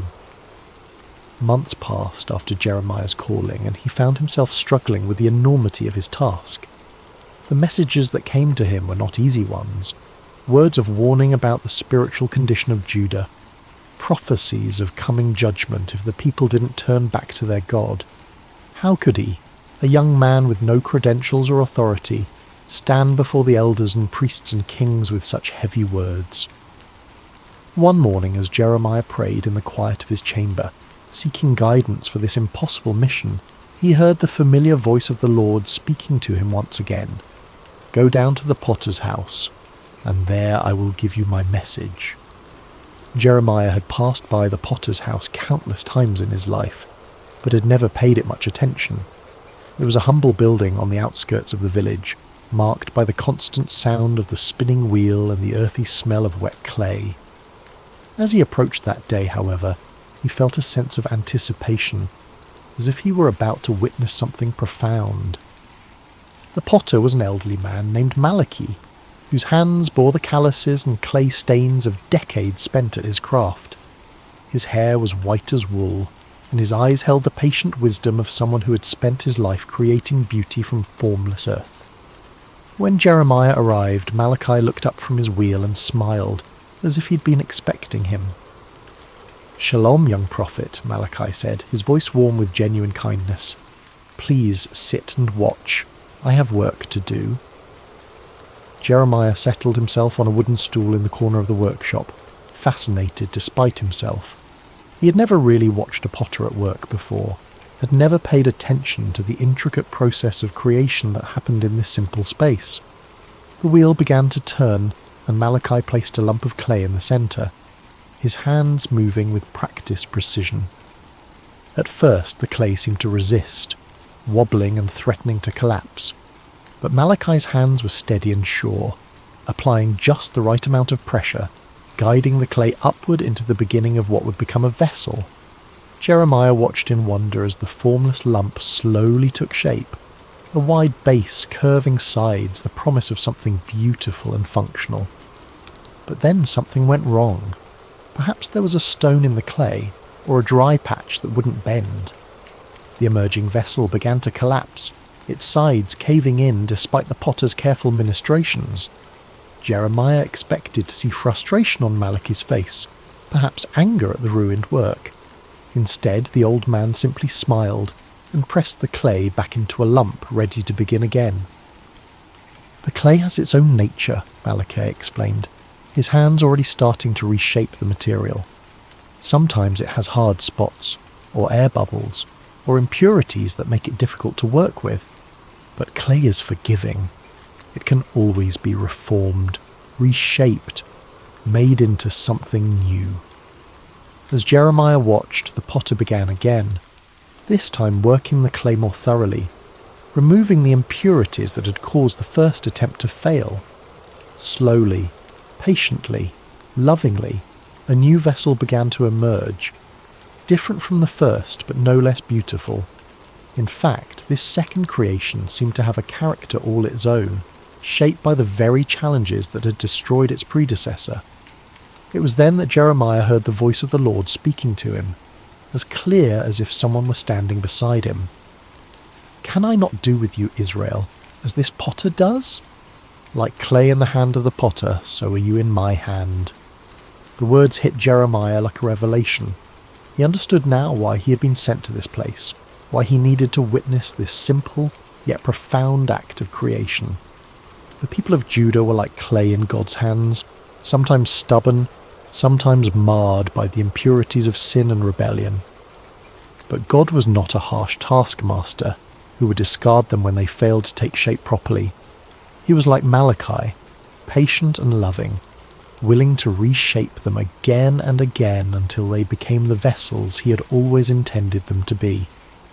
"The message I want you to carry," the Lord continued, "is not just one of judgment, but of hope.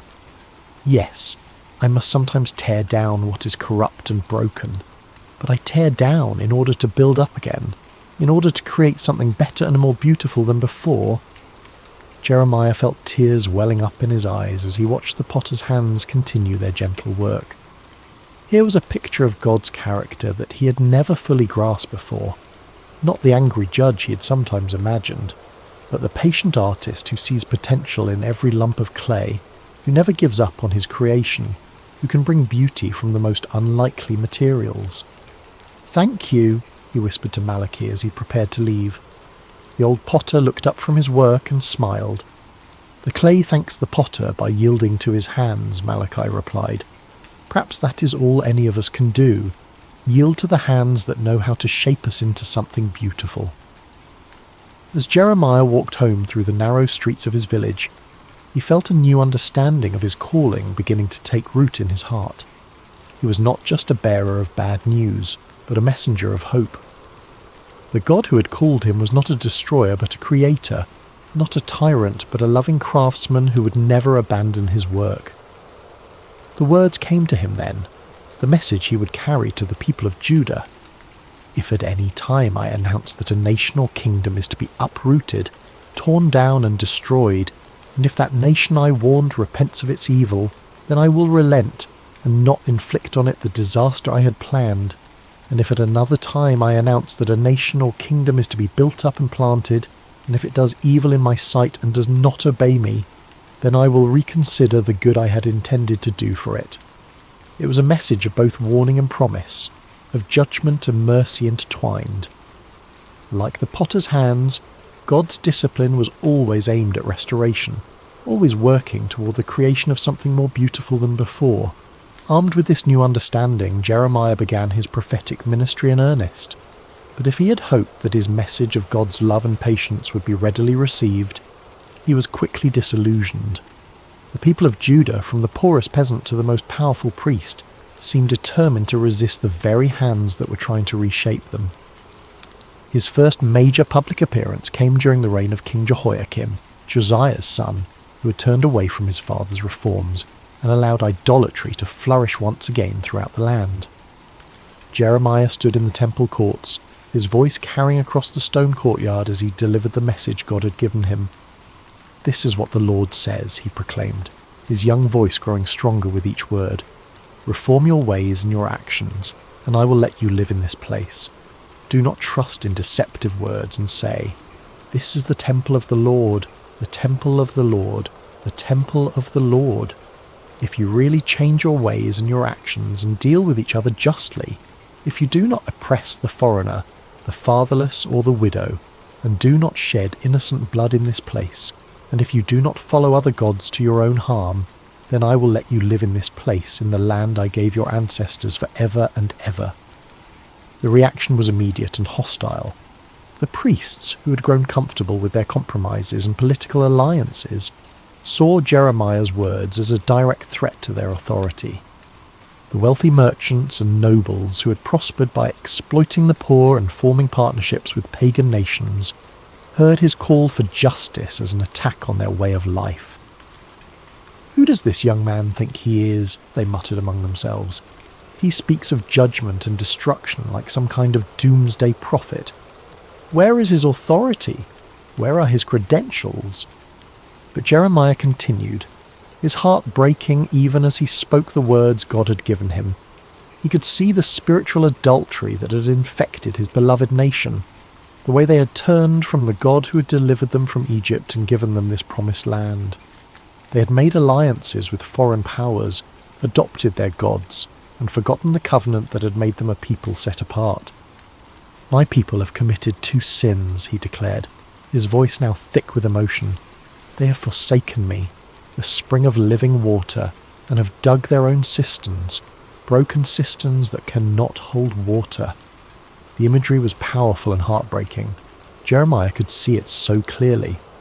A nation that had access to the purest, most life-giving water imaginable, yet had chosen instead to dig broken wells that left them thirsty and desperate. They had exchanged their glory for worthless idols, their security for political alliances that would ultimately fail them. As the weeks and months passed, Jeremiah's message remained consistent, but the opposition grew fiercer. He was mocked in the streets, his words dismissed as the ravings of a madman. Children threw stones at him, and adults crossed to the other side of the road to avoid his presence. The loneliness was crushing, but what hurt most was seeing the people he loved rushing toward destruction, their ears closed to the voice of the one who wanted to save them.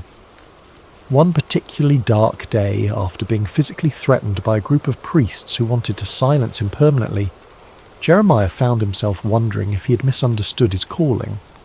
Perhaps God hadn't really spoken to him at all. Perhaps he was just a deluded young man with an overactive imagination and a tendency toward melancholy. But then he remembered the potter's house, the gentle hands shaping and reshaping the clay, and he understood something profound about the nature of love. True love doesn't just tell people what they want to hear, it tells them what they need to hear, even when that truth is painful.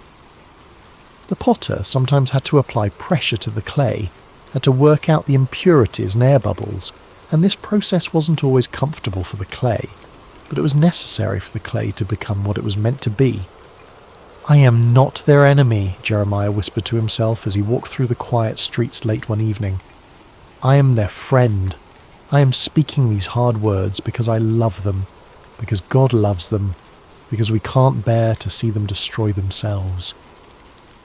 The revelation gave him strength to continue, even as the opposition intensified. He began to write down his prophecies, creating a record of God's words that could be preserved even if his voice was silenced. He wrote of the coming judgment, but also of the hope that lay beyond it, the promise of a new covenant, a time when God would write his law on their hearts rather than on tablets of stone. "The days are coming," he wrote, his hand moving quickly across the parchment, "when I will make a new covenant with the people of Israel and with the people of Judah. It will not be like the covenant I made with their ancestors when I took them by the hand to lead them out of Egypt, because they broke my covenant, though I was a husband to them. This is the covenant I will make with the people of Israel after that time. I will put my law in their minds and write it on their hearts. I will be their God, and they will be my people." Even in the midst of his loneliness and rejection, Jeremiah held on to this vision of hope. The potter was still at work, still shaping, still creating something beautiful from the clay of human hearts. The process might be painful, but the end result would be worth it all. There came a time when the weight of his calling became almost too much for Jeremiah to bear.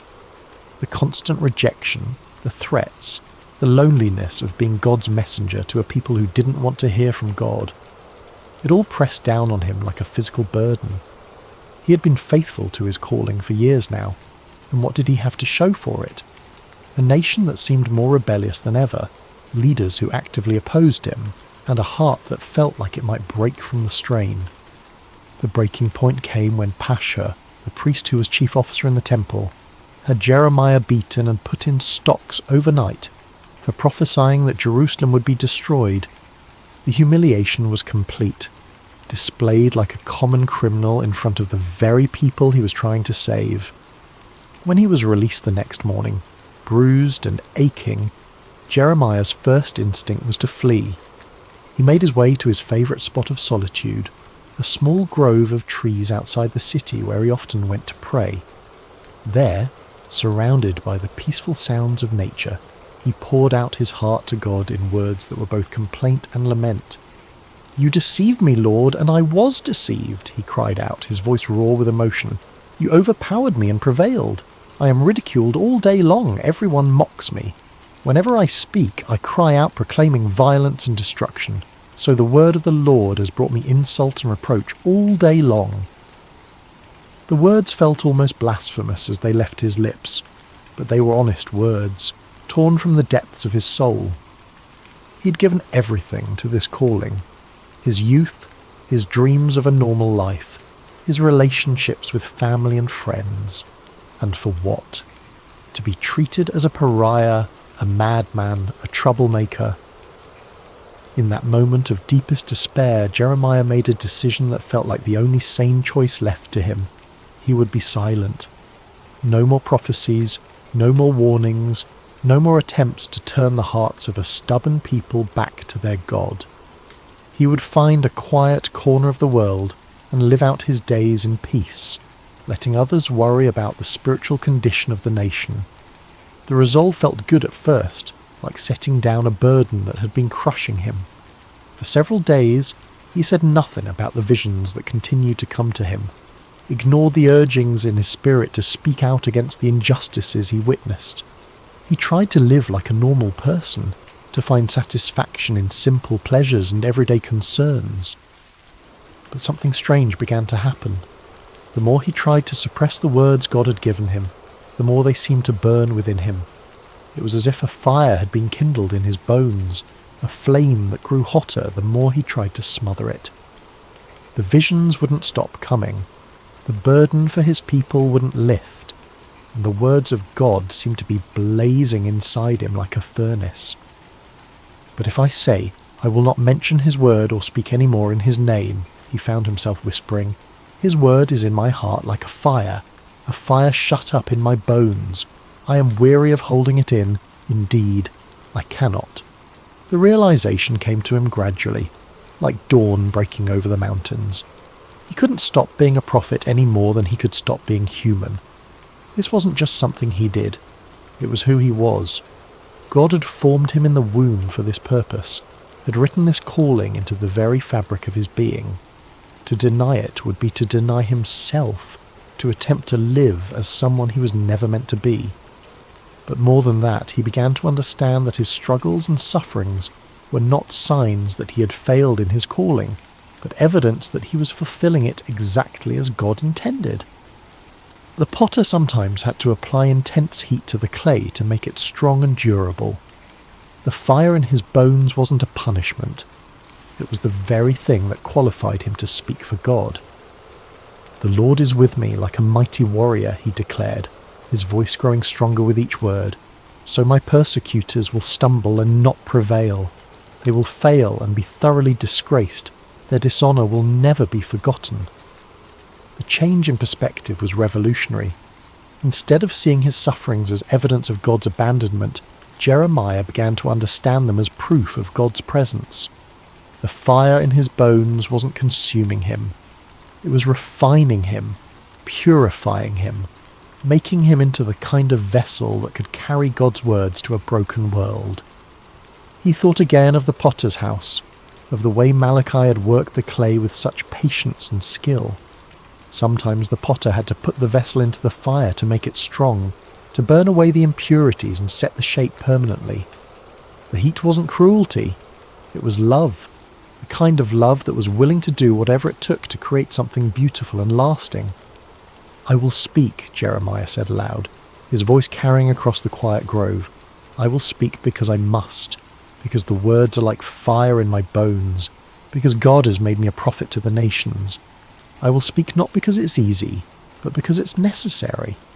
I will speak not because people want to hear, but because they need to hear. I will speak because the potter is still at work and I am his instrument." The fire in his bones had become not a burden, but a gift, not a curse, but a blessing. It was the very thing that enabled him to continue when everything else told him to quit, the divine energy that sustained him through rejection and persecution. He was not just a messenger, he was a burning message, a living embodiment of God's passionate love for his people. The years passed, and Jeremiah's prophecies began to unfold with heartbreaking accuracy. The Babylonian army, led by King Nebuchadnezzar, laid siege to Jerusalem just as God had warned through his prophet. The city that had been called the joy of the whole earth was now surrounded by enemy forces, its people trapped within walls that had once seemed impregnable. During the siege, Jeremiah found himself in an impossible position. His prophecies of judgment were being fulfilled before everyone's eyes, but instead of vindicating him, this only increased the hostility toward him. The leaders of Jerusalem accused him of being a traitor, of collaborating with the enemy by undermining morale with his gloomy predictions. "You're deserting to the Babylonians," they shouted when he tried to leave the city on a simple errand. They arrested him, beat him, and threw him into a dungeon where he remained for many days, forgotten and alone. But even in that dark place, the word of the Lord continued to come to him, and strangely, it was not a word of judgment, but of hope. "Call to me and I will answer you," came the familiar voice in the darkness. "I will tell you great and unsearchable things you do not know." The message that came to him there in the dungeon was one of the most beautiful and hopeful prophecies he had ever received. It spoke of a time when the city would be rebuilt, when the people would return from exile, when joy and celebration would once again fill the streets of Jerusalem. It was a promise of restoration so complete and wonderful that it seemed almost too good to be true. "I will bring health and healing to it," God promised. "I will heal my people and will let them enjoy abundant peace and security. I will bring Judah and Israel back from captivity, and will rebuild them as they were before. I will cleanse them from all the sin they have committed against me, and will forgive all their sins of rebellion against me. Then this city will bring me renown, joy, praise and honour before all nations on earth that hear of all the good things I do for it." Even as the sounds of warfare grew louder outside his prison walls, Jeremiah held on to these words of hope. The potter was still at work, still shaping, still creating something beautiful from the broken clay of human hearts and human history. When the city finally fell, it was as devastating as Jeremiah had predicted. The temple was destroyed, the walls torn down, the leaders killed or carried away into exile. The sight of Jerusalem in ruins was almost more than the prophet could bear. This was the city where God had chosen to dwell, the place where his people had worshipped for centuries. Now it lay in smoking rubble, its streets filled with the debris of a civilization that had forgotten its God. In the aftermath of the destruction, Jeremiah sat among the ruins and wept. The tears came not from a heart that said, "I told you so," but from one that was genuinely broken for the suffering of his people. He had warned them, yes, but he had never wanted to see them destroyed. He had hoped until the very end that they would turn back to God and avoid this terrible fate. It was then that he began to write what would become known as the Book of Lamentations, a collection of funeral songs for a dead city, poems of grief and mourning that captured the full depth of the tragedy that had befallen Jerusalem. But even in the midst of this profound sorrow, hope refused to be extinguished. "Because of the Lord's great love we are not consumed," he wrote, his hand trembling as he formed the words. For his compassions never fail. They are new every morning. Great is your faithfulness. The words seemed to come from somewhere deeper than his own understanding, as if the Spirit of God was using his human grief to express a divine truth that transcended the immediate circumstances. Yes, Jerusalem had fallen. Yes, the people were scattered and the temple destroyed. But God's love had not failed. His faithfulness had not ended. His compassions were indeed new every morning, even in the darkest of times. The Lord is good to those whose hope is in him, he continued, to the one who seeks him. It is good to wait quietly for the salvation of the Lord. As he wrote these words, Jeremiah began to understand something profound about the nature of hope. It wasn't based on circumstances or on the absence of suffering. True hope was rooted in the character of God himself, in his unchanging love and faithfulness. The potter might allow the clay to be broken, but he would never abandon it. He might permit the vessel to be shattered, but only so that he could create something even more beautiful from the pieces. For no one is cast off by the Lord forever, he wrote, his voice growing stronger with each word. Though he brings grief, he will show compassion. So great is his unfailing love. For he does not willingly bring affliction or grief to anyone. The ruins of Jerusalem became, in a strange way, a place of worship for Jeremiah. There among the broken stones and scattered debris, he found a closeness to God that he had never experienced before. The external symbols of faith were gone, but faith itself remained. The building had been destroyed, but the builder continued his work. People would come to him there, survivors of the siege who were struggling to make sense of what had happened. They would ask him why God had allowed such suffering, why the innocent had to pay for the sins of the guilty, why the city of God had been given over to pagan armies. I cannot answer all your questions, Jeremiah would tell them gently, but I can tell you what I have learned in my years of walking with the Lord. He is like a potter who shapes clay, and sometimes the shaping process is painful. But he never works without purpose, and he never abandons what he has begun. The vessel may be broken, but the potter's hands are still at work creating something new from the pieces. In the final years of his life, Jeremiah found himself in Egypt, carried there against his will by a group of Jewish refugees who feared remaining in the land of Judah. It was not where he had expected to end his days, far from the city he had loved and served for so many years. But even in this foreign land, he continued to speak the words God gave him, continued to comfort and challenge the people who had been scattered by the winds of history. As he sat one evening by the banks of the Nile watching the sunset over the ancient land of the Pharaohs, Jeremiah reflected on the long journey that had brought him to this place. He was no longer the young man who had trembled beneath the olive tree at his first calling. His hair was now white, his hands marked by years of writing and rewriting God's words, his heart scarred by decades of rejection and persecution. But he was not bitter. Somehow, through all the pain and struggle, he had learned to see his life as part of a larger tapestry that God was weaving through history. He was just one thread in that tapestry, but he had been woven in exactly the right place, at exactly the right time, for exactly the right purpose. A young Jewish woman approached him as he sat by the water, her eyes reflecting the same uncertainty and pain he had seen in so many faces over the years. "Prophet," she said softly, "my heart is broken. I have lost everything, my home, my family, my future. How can I believe that God still cares about me?" Jeremiah smiled and gestured for her to sit beside him. "Let me tell you a story," he said, his voice warm with the wisdom of long experience. "Once God sent me to a potter's house to watch him work. The potter was shaping a vessel on his wheel, but something went wrong. The clay became marred, misshapen, useless for its intended purpose." The young woman leaned forward, intrigued despite her sorrow. "I expected the potter to throw the clay away," Jeremiah continued. "After all, it was ruined, wasn't it? But instead, he gathered it up and began again. He worked the clay, removed the impurities, and slowly shaped it into something new. The second vessel was different from the first. but it was beautiful in its own way. Perhaps even more beautiful because it bore the marks of the potter's patient love. "But what does this mean for me?" the woman asked. "How does this help me with my broken heart?" Jeremiah reached down and picked up a small piece of clay from the riverbank. "This is what God showed me that day," he said, working the clay gently in his hands.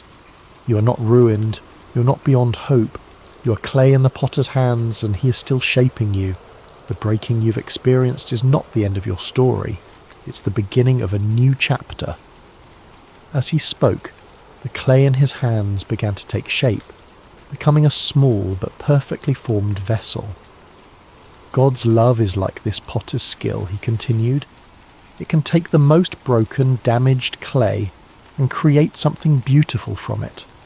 Your pain is not wasted. Your tears are not meaningless. They are part of the process by which God is making you into the person he always intended you to be." The woman began to weep, but they were not tears of despair.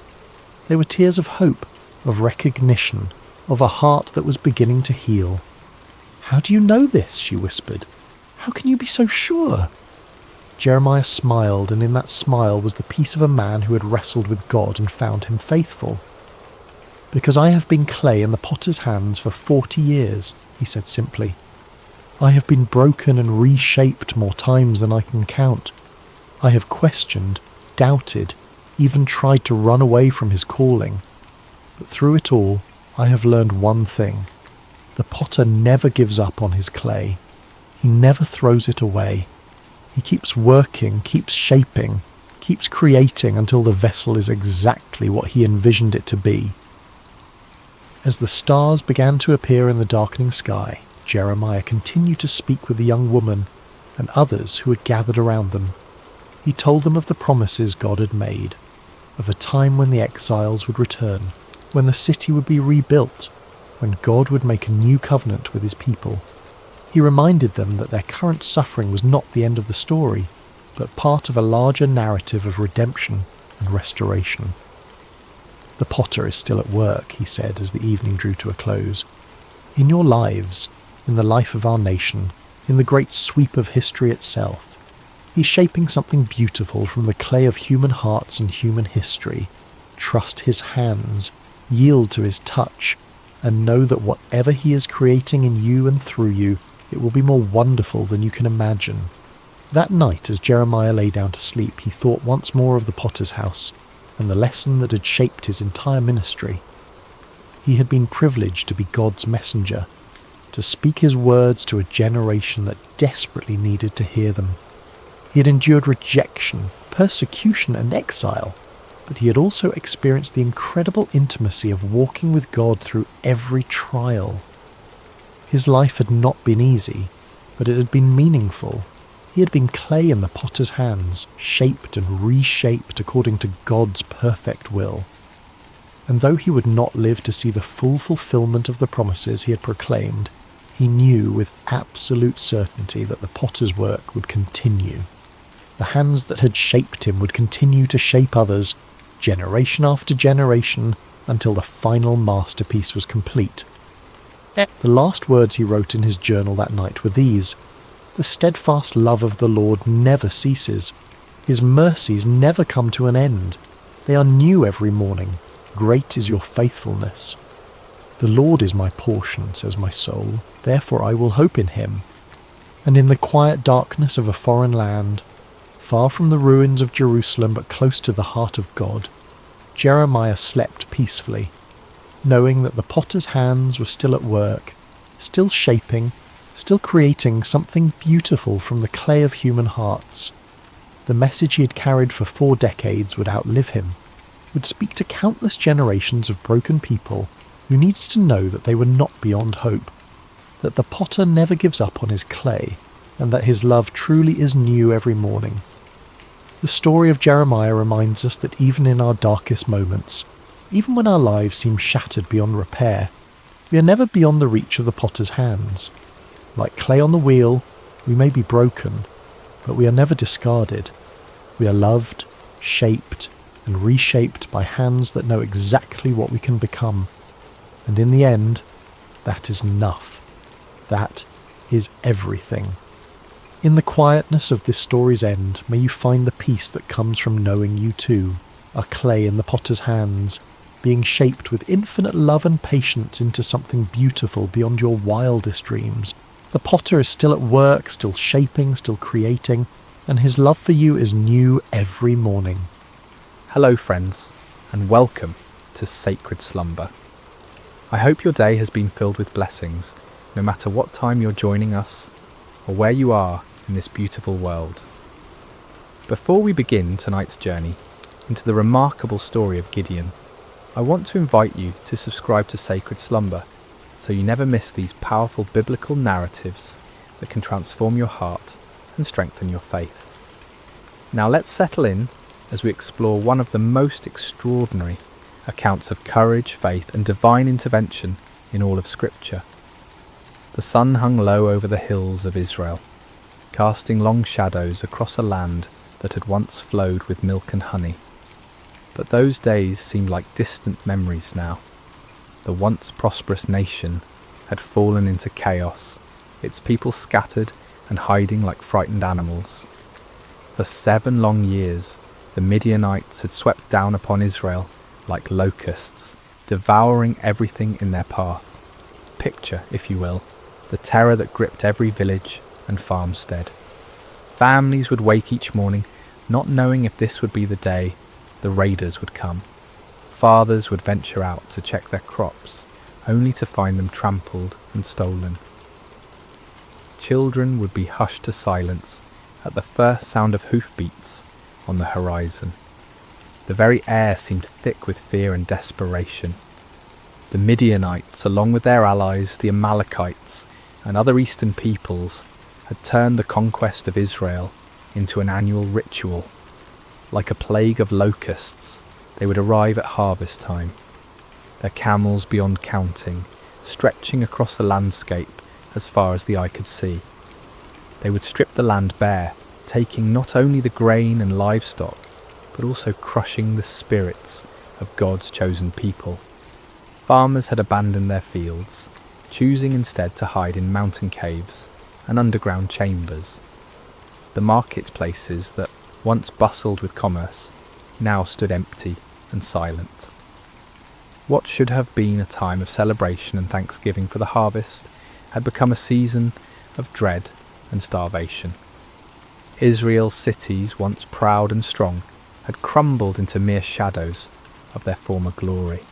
The walls that should have protected the people lay in ruins, and the gates that once welcomed travellers now hung broken on their hinges.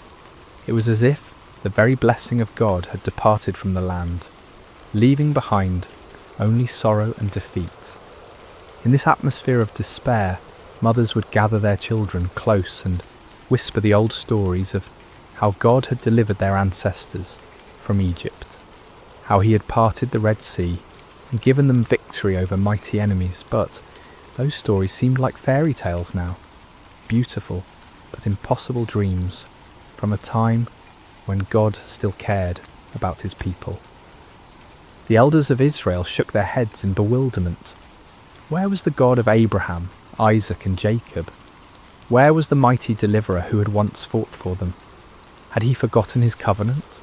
Had he abandoned them to their enemies forever? It was into this world of darkness and desperation that our story begins, in the small town of Ophrah, where a young man named Gideon was about to discover that God had not forgotten his people, after all. But Gideon, like so many others, had lost hope. He had watched his family's livelihood disappear year after year, and he had grown tired of empty promises and unanswered prayers. On this particular day, as storm clouds gathered on the horizon, both literally and figuratively, Gideon was engaged in the dangerous work of threshing wheat. But he wasn't doing it in the traditional threshing floor, where the grain could be properly separated from the chaff by the wind. Instead, he was hidden away in a wine press, a place where grapes were normally crushed to make wine. It was cramped, inefficient, and poorly ventilated, but it offered something more valuable than convenience. It offered concealment from enemy eyes.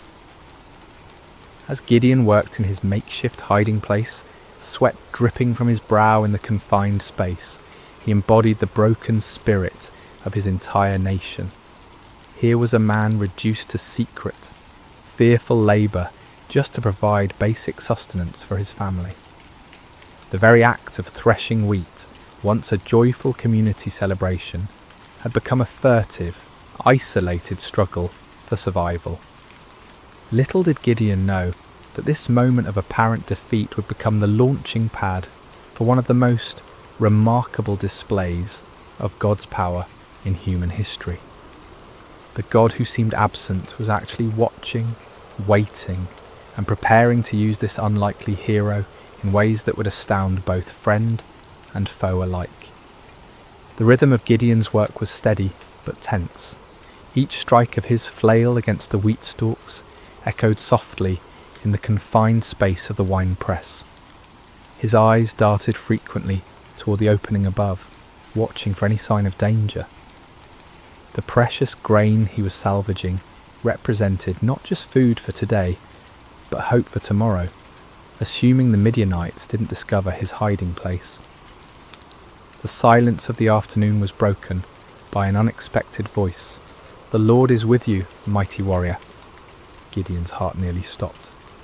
He spun around, flail raised defensively, expecting to see a Midianite scout who had somehow discovered his secret location. Instead, he found himself face to face with a figure unlike any he had ever encountered. The stranger sat calmly beneath the great oak tree that overlooked the wine press, his presence somehow both commanding and peaceful. The greeting struck Gideon as almost mockingly ironic. Mighty warrior? Him?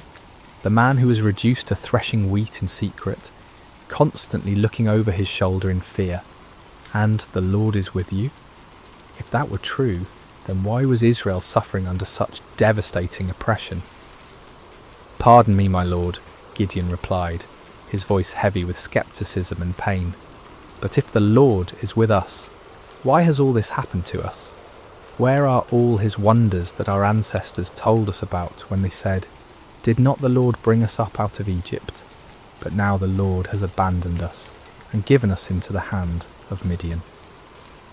The words poured out of Gideon like water from a broken dam. Years of frustration, disappointment, and unanswered questions came tumbling forth. He had grown up hearing the magnificent stories of God's mighty deeds, of pillars of fire and cloud, of armies defeated and nations subdued. But where was that God now? Where were those miracles when his people needed them most? The stranger listened patiently to Gideon's outburst, showing no offence at the young man's boldness or apparent lack of faith. There was something in his eyes that spoke of ancient wisdom and unlimited compassion. When Gideon finished speaking, the visitor's response was both simple and earth-shattering. "Go in the strength you have and save Israel out of Midian's hand. Am I not sending you?" The audacity of the command took Gideon's breath away. Save Israel? Him? The implications were staggering. This wasn't a request for him to join an army or support a cause.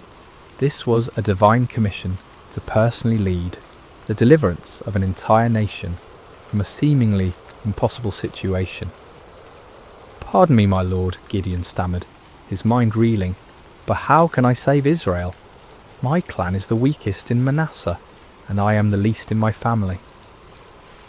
Gideon's response revealed the depth of his feelings of inadequacy. In a culture where tribal strength and family position determined social standing and influence, he saw himself as doubly disqualified. His clan held no political power, commanded no great armies, and possessed no significant wealth. Within that already weak clan, he was the youngest, the most inexperienced, the least likely to be chosen for any position of leadership. But the stranger's next words would echo through the ages as one of the most profound promises ever given to a human being. "I will be with you, and you will strike down all the Midianites, leaving none alive." The promise was comprehensive and absolute. Not some of the Midianites, not most of them, but all of them. The victory would be complete and decisive, but more importantly, it would not depend on Gideon's strength, wisdom, or experience. It would depend entirely on the presence and power of God himself. Still struggling to believe what he was hearing, Gideon made a request that would reveal both his desire for faith and his need for certainty.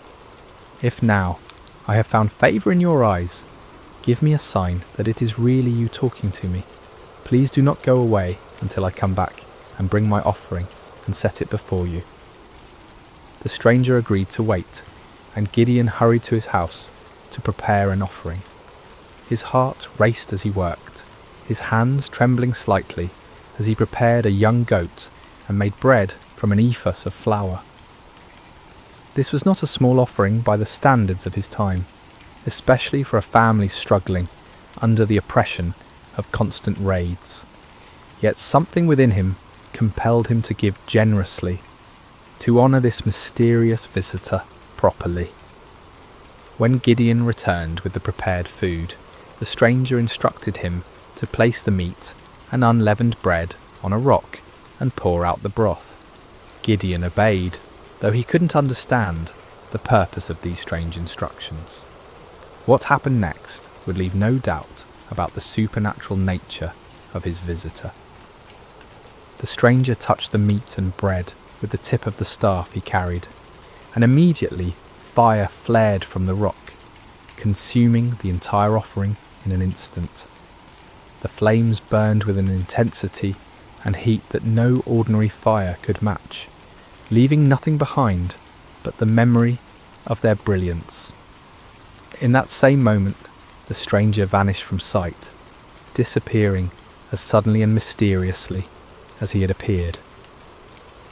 Terror gripped Gideon's heart as the full realization of what had just occurred crashed over him like a mighty wave. This had been no ordinary man, no mere messenger or prophet. This had been the angel of the Lord, a manifestation of God himself. In that moment of understanding, Gideon was overwhelmed not with joy, but with mortal fear. "Alas, sovereign Lord," he cried out in anguish, "I have seen the angel of the Lord face to face." In the ancient world, it was believed that no human could see God and live. The very encounter that should have filled him with confidence instead filled him with terror. Had his boldness in questioning and testing the Lord sealed his doom? Would he die for having stood in the presence of the Almighty? But even in his moment of greatest fear, God's grace reached out to comfort him. The voice of the Lord came to him again, gentle and reassuring. "Peace, do not be afraid, you are not going to die." With his own hands, Gideon built an altar on that spot and called it "The Lord is Peace." The place where he had threshed wheat in fear and desperation had become holy ground, the site of a divine encounter that would change not only his life, but the destiny of an entire nation. As night fell over Ophrah, Gideon stood beside his new altar, his mind swirling with the magnitude of what had occurred. The God of his ancestors had not abandoned Israel after all. He had been working, planning, preparing for this very moment, and somehow, incredibly, he had chosen Gideon to be his instrument of deliverance. Yet even as faith began to bloom in his heart, doubt lingered like shadows at the edges of his mind. The task before him seemed impossible, the odds insurmountable. How could he, one man from the weakest clan in Manasseh, possibly hope to defeat the countless multitudes of Midian and their allies? It was a question that would lead him to make one of the most famous requests for divine confirmation in all of Scripture. The days following Gideon's encounter with the angel of the Lord were filled with a mixture of excitement and anxiety. The divine commissioning had been clear and unmistakable, yet the human heart, prone to doubt and fear, struggled to fully embrace what seemed impossible. Gideon found himself caught between the supernatural certainty of his calling and the natural uncertainties of his circumstances. As he went about his daily tasks, Gideon's mind constantly returned to that moment when fire had consumed his offering and the angel had vanished from sight. Had it really happened? In the bright light of day, with the familiar sounds and sights of ordinary life surrounding him, the encounter almost seemed like a dream. Yet the altar he had built stood as a permanent reminder, its stones bearing witness to the reality of what had occurred. Word began to spread quietly through the region about Gideon's calling. Some believed and were filled with hope for the first time in years. Others were sceptical, wondering how this young man could possibly succeed where so many others had failed. Still others were fearful, worried that any attempt at resistance would only bring more severe retaliation from their oppressors. The weight of responsibility pressed heavily on Gideon's shoulders. He was being asked not just to risk his own life, but potentially to lead others to their deaths. What if he had misunderstood? What if his faith had somehow led him astray? The consequences of a mistake would be catastrophic, not just for him, but for all who would follow him. It was in this state of mind that Gideon made his famous request for divine confirmation. The fleece test, as it would come to be known, represented not a lack of faith, but rather a deep desire for certainty in the face of overwhelming responsibility. "If you will save Israel by my hand as you have promised," Gideon prayed earnestly, "look, I will place a wool fleece on the threshing floor. If there is dew only on the fleece, and all the ground is dry, then I will know that you will save Israel by my hand, as you said." The request was specific and measurable. In the normal course of nature, dew would form on all surfaces exposed to the night air. If God could reverse this natural process, causing moisture to collect only on the fleece, while leaving the surrounding ground completely dry, it would serve as an unmistakable sign of divine intervention. Gideon placed the fleece carefully on the threshing floor as evening approached. All through the night he must have awakened periodically, wondering what he would find in the morning. As dawn broke, he hurried to the spot where he had placed his test. What he discovered filled him with wonder and awe. The fleece was thoroughly saturated with dew, so much so that when he wrung it out, he was able to fill an entire bowl with water. Yet all around it, the ground was completely dry, as if an invisible barrier had prevented any moisture from settling anywhere but on the wool. The sign was clear and unmistakable, yet Gideon's human nature craved even greater certainty. The magnitude of what he was being called to do seemed to justify asking for additional confirmation. With remarkable humility and boldness he approached God with yet another request. "Do not be angry with me," Gideon prayed, acknowledging that his repeated testing might seem to indicate a lack of trust. "Let me make just one more request. Allow me one more test with the fleece, but this time make the fleece dry and let the ground be covered with dew." This second test was even more remarkable than the first. It would be one thing for God to cause dew to collect on a single object, while keeping the surrounding area dry, but it would be quite another to keep one small piece of wool completely dry while saturating everything around it. This second sign would demonstrate not just God's power over nature, but his precise control over the smallest details. Again, Gideon placed the fleece on the threshing floor and waited through the night. When morning came, he found exactly what he had requested. The fleece was bone dry without a trace of moisture, while the ground all around it sparkled with heavy dew. The grass, the stones, the nearby trees, everything was wet with the night's moisture, except for that one small piece of wool. God had patiently granted both requests, demonstrating not anger at Gideon's need for reassurance, but understanding and compassion for human weakness. the fleece tests revealed important truths about the nature of faith and the character of God. Faith is not the absence of questions or doubts. Rather, it is the willingness to act in obedience despite those questions and doubts. Moreover, God's response to Gideon's requests showed his patience with those who seek him earnestly. He did not rebuke Gideon for his need for confirmation, nor did he withdraw his calling because of the young man's hesitation. Instead, he graciously provided the assurance that Gideon needed to step forward in faith. The fleece tests also demonstrated the balance between seeking divine guidance and taking action. There comes a point when further testing can become an excuse for inaction, when the desire for certainty becomes a barrier to obedience. Gideon wisely limited his requests to 2 clear signs, then proceeded to act on what he'd received. As news of these miraculous signs spread throughout the tribes of Israel, hope began to stir in hearts that had been dormant for years. Perhaps God had not forgotten them after all. Perhaps deliverance was indeed coming through this unlikely young man from Ophrah.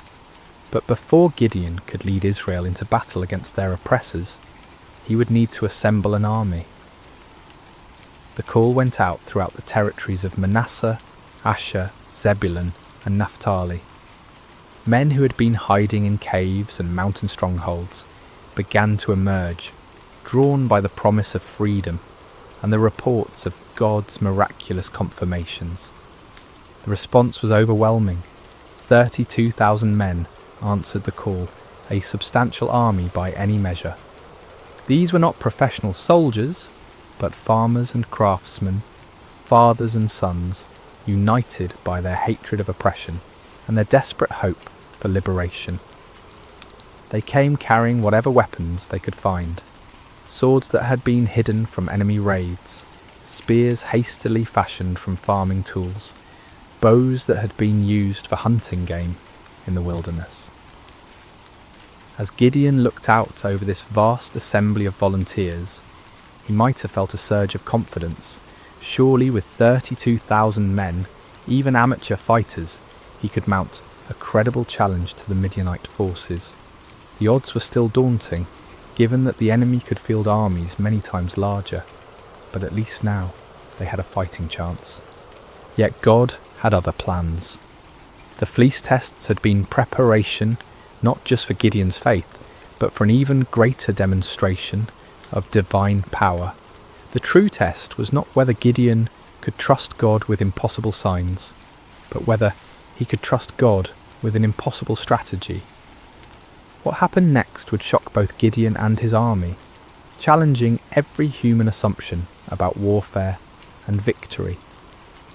God was about to demonstrate that his ways are not our ways, and that his power is made perfect, not in human strength, but in human weakness. The morning sun cast long shadows across the camp as 32,000 men prepared for what they believed would be their march to war. Weapons were sharpened, provisions were packed, and final prayers were offered. The air buzzed with nervous energy as farmers turned warriors contemplated the battle that lay ahead. Gideon moved among his troops, offering words of encouragement and trying to project the confidence that a leader must display. Yet privately, he was still awed by the magnitude of what was happening.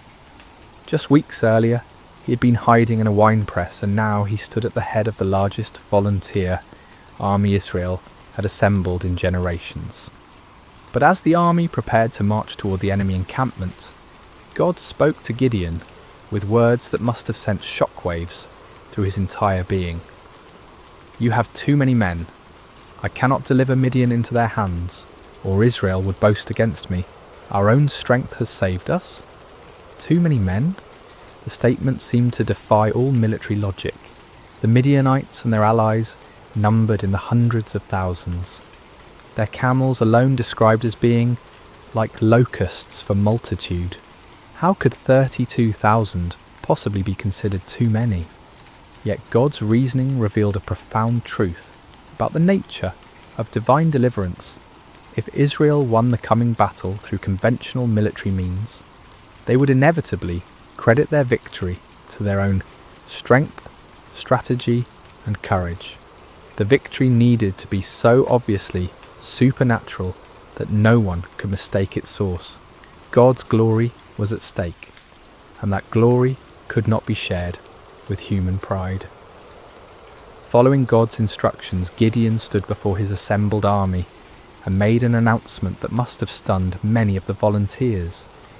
Anyone who trembles with fear may turn back and leave Mount Gilead. The offer was based on an ancient law found in Deuteronomy, which recognised that fearful soldiers could spread panic through the ranks and actually weaken an army's effectiveness. But in this case, the dismissal served a different purpose entirely. God was beginning the process of reducing the army to a size that would make his intervention unmistakable. The response to Gideon's announcement was immediate and devastating. 22,000 men took advantage of the opportunity to withdraw from what many probably saw as a suicide mission anyway. These were not cowards in the traditional sense. They were ordinary people facing an extraordinary situation, and they chose the safety of their families over the uncertainties of battle. As Gideon watched more than 2/3 of his army walk away, his heart must have sunk. 10,000 men remained, still a respectable force, but far fewer than what seemed necessary for the task ahead. Surely now they could proceed with God's blessing. But God was not finished with his reductions. "There are still too many men," came the divine word. "Take them down to the water, and I will thin them out for you there. If I say, 'This one shall go with you,' he shall go. But if I say, 'This one shall not go with you,' he shall not go." The instruction was puzzling and specific. Gideon was to observe how the men drank water and select his final army based on their drinking method. Of all the criteria that might be used to choose warriors, how they consumed water seemed among the least relevant to military prowess. At the water's edge, the 10,000 men revealed their character through their approach to drinking. The vast majority knelt down and put their faces directly to the water, drinking deeply and focusing entirely on satisfying their thirst. But a small group, only 300 men, demonstrated a different approach. They brought water to their mouths with their hands, lapping it like dogs while maintaining their vigilance and readiness. God's instruction was clear. "With the 300 men that lapped, I will save you and give the Midianites into your hands. Let all the others go home." The reduction was complete and shocking. From 32,000 to 300 represented a decrease of more than 99%. What had begun as a substantial army was now reduced to little more than a large company. The odds, already daunting, had become mathematically absurd. Yet the selection criteria revealed profound spiritual truths. The 300 men who were chosen had demonstrated alertness, self-discipline, and readiness, even in a moment of personal need. While drinking, they had maintained their awareness of their surroundings, prepared for action at a moment's notice. These qualities, while admirable in soldiers, were really symbols of spiritual preparedness and faithfulness. As the dismissed soldiers departed, taking most of the weapons and supplies with them, Gideon was left with 300 men who looked more like a ceremonial guard than a fighting force. The enemy they faced was described in terms that emphasized their overwhelming numbers. All the Midianites, the Amalekites, and the other eastern peoples had settled in the valley, thick as locusts. Their camels could no more be counted than the sand on the seashore. The disparity was so extreme that it moved beyond the realm of military strategy into the realm of the miraculous. No human commander would voluntarily reduce his forces to such a level when facing such overwhelming odds. Yet this was precisely God's point. The victory that was coming would be so clearly divine in origin that no one could attribute it to human planning or prowess. For Gideon, this final reduction must have been the ultimate test of faith. Everything in his military thinking, everything in his natural instincts, everything in conventional wisdom screamed against such a strategy. Yet his experiences with the fleece had prepared him for this moment. He had learned to trust God's ways even when they contradicted human logic. The 300 men who remained showed remarkable faith as well. They could see the enemy forces spread across the valley below them. They knew the odds better than anyone, yet they chose to stay, to trust in the God who had called them through his servant Gideon. As night fell over the Israelite camp, the 300 men prepared for what would be the most unconventional battle in military history.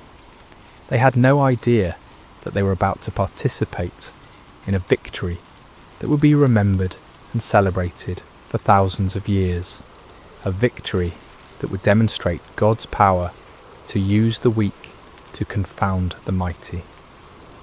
The stage was set for a night that would change everything. The Midianites slept in their countless tents, confident in their overwhelming superiority. The 300 Israelites made their final preparations, trusting in a God who specialized in impossible victories. The hours before dawn are often the darkest, both literally and figuratively. As Gideon and his 300 men crouched in the hills overlooking the vast enemy encampment, the weight of their impossible mission pressed down upon them like a physical burden. The valley below was filled with the tents of their enemies, stretching as far as the eye could see in the starlight, a sea of canvas that housed an army larger than any they had ever faced. Despite the miraculous signs he had witnessed and the divine assurances he had received, Gideon still struggled with doubt. God, in his infinite understanding of human nature, provided one more confirmation before the battle commenced. "Get up, go down against the camp," the Lord instructed, "because I am going to give it into your hands. If you are afraid to attack, go down to the camp with your servant Purah and listen to what they are saying. Afterward, you will be encouraged to attack the camp." The offer revealed God's compassionate understanding of Gideon's anxiety. Rather than rebuking him for his continued fears, the Lord provided an opportunity for reassurance. Taking his servant Purah with him, Gideon crept down toward the perimeter of the enemy camp under cover of darkness. The Midianite camp was massive beyond imagination. Thousands upon thousands of tents housed warriors from multiple nations united in their conquest of Israel. The sounds of the sleeping army filled the night air, snoring soldiers, restless camels, the occasional challenge of sentries. The very scale of the enemy forces should have been overwhelming to any reasonable observer.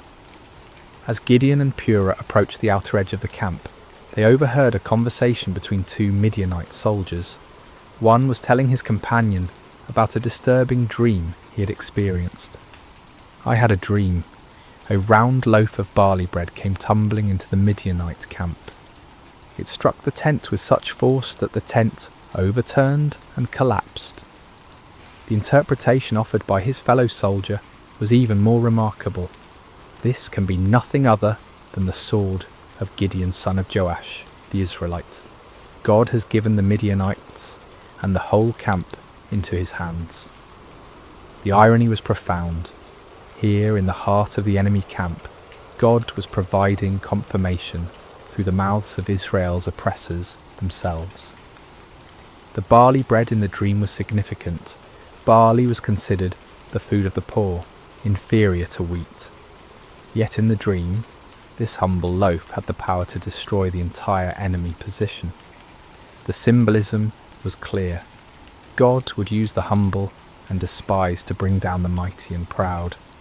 That Gideon's name was already known to the enemy indicated that word of the gathering Israelite resistance had reached their ears. Rather than being encouraged by their overwhelming numerical superiority, some among the Midianites were apparently experiencing anxiety about this upstart Hebrew leader. God was already working in the hearts and minds of the enemy, preparing them for defeat. Gideon and Purah retreated to their own lines, hearts pounding with excitement and renewed confidence. The doubt that had plagued Gideon was finally dispelled by this remarkable confirmation. When they reached the Israelite position, Gideon called his men together for final instructions. "Get up," he announced with newfound authority and confidence. "The Lord has given the Midianite camp into your hands."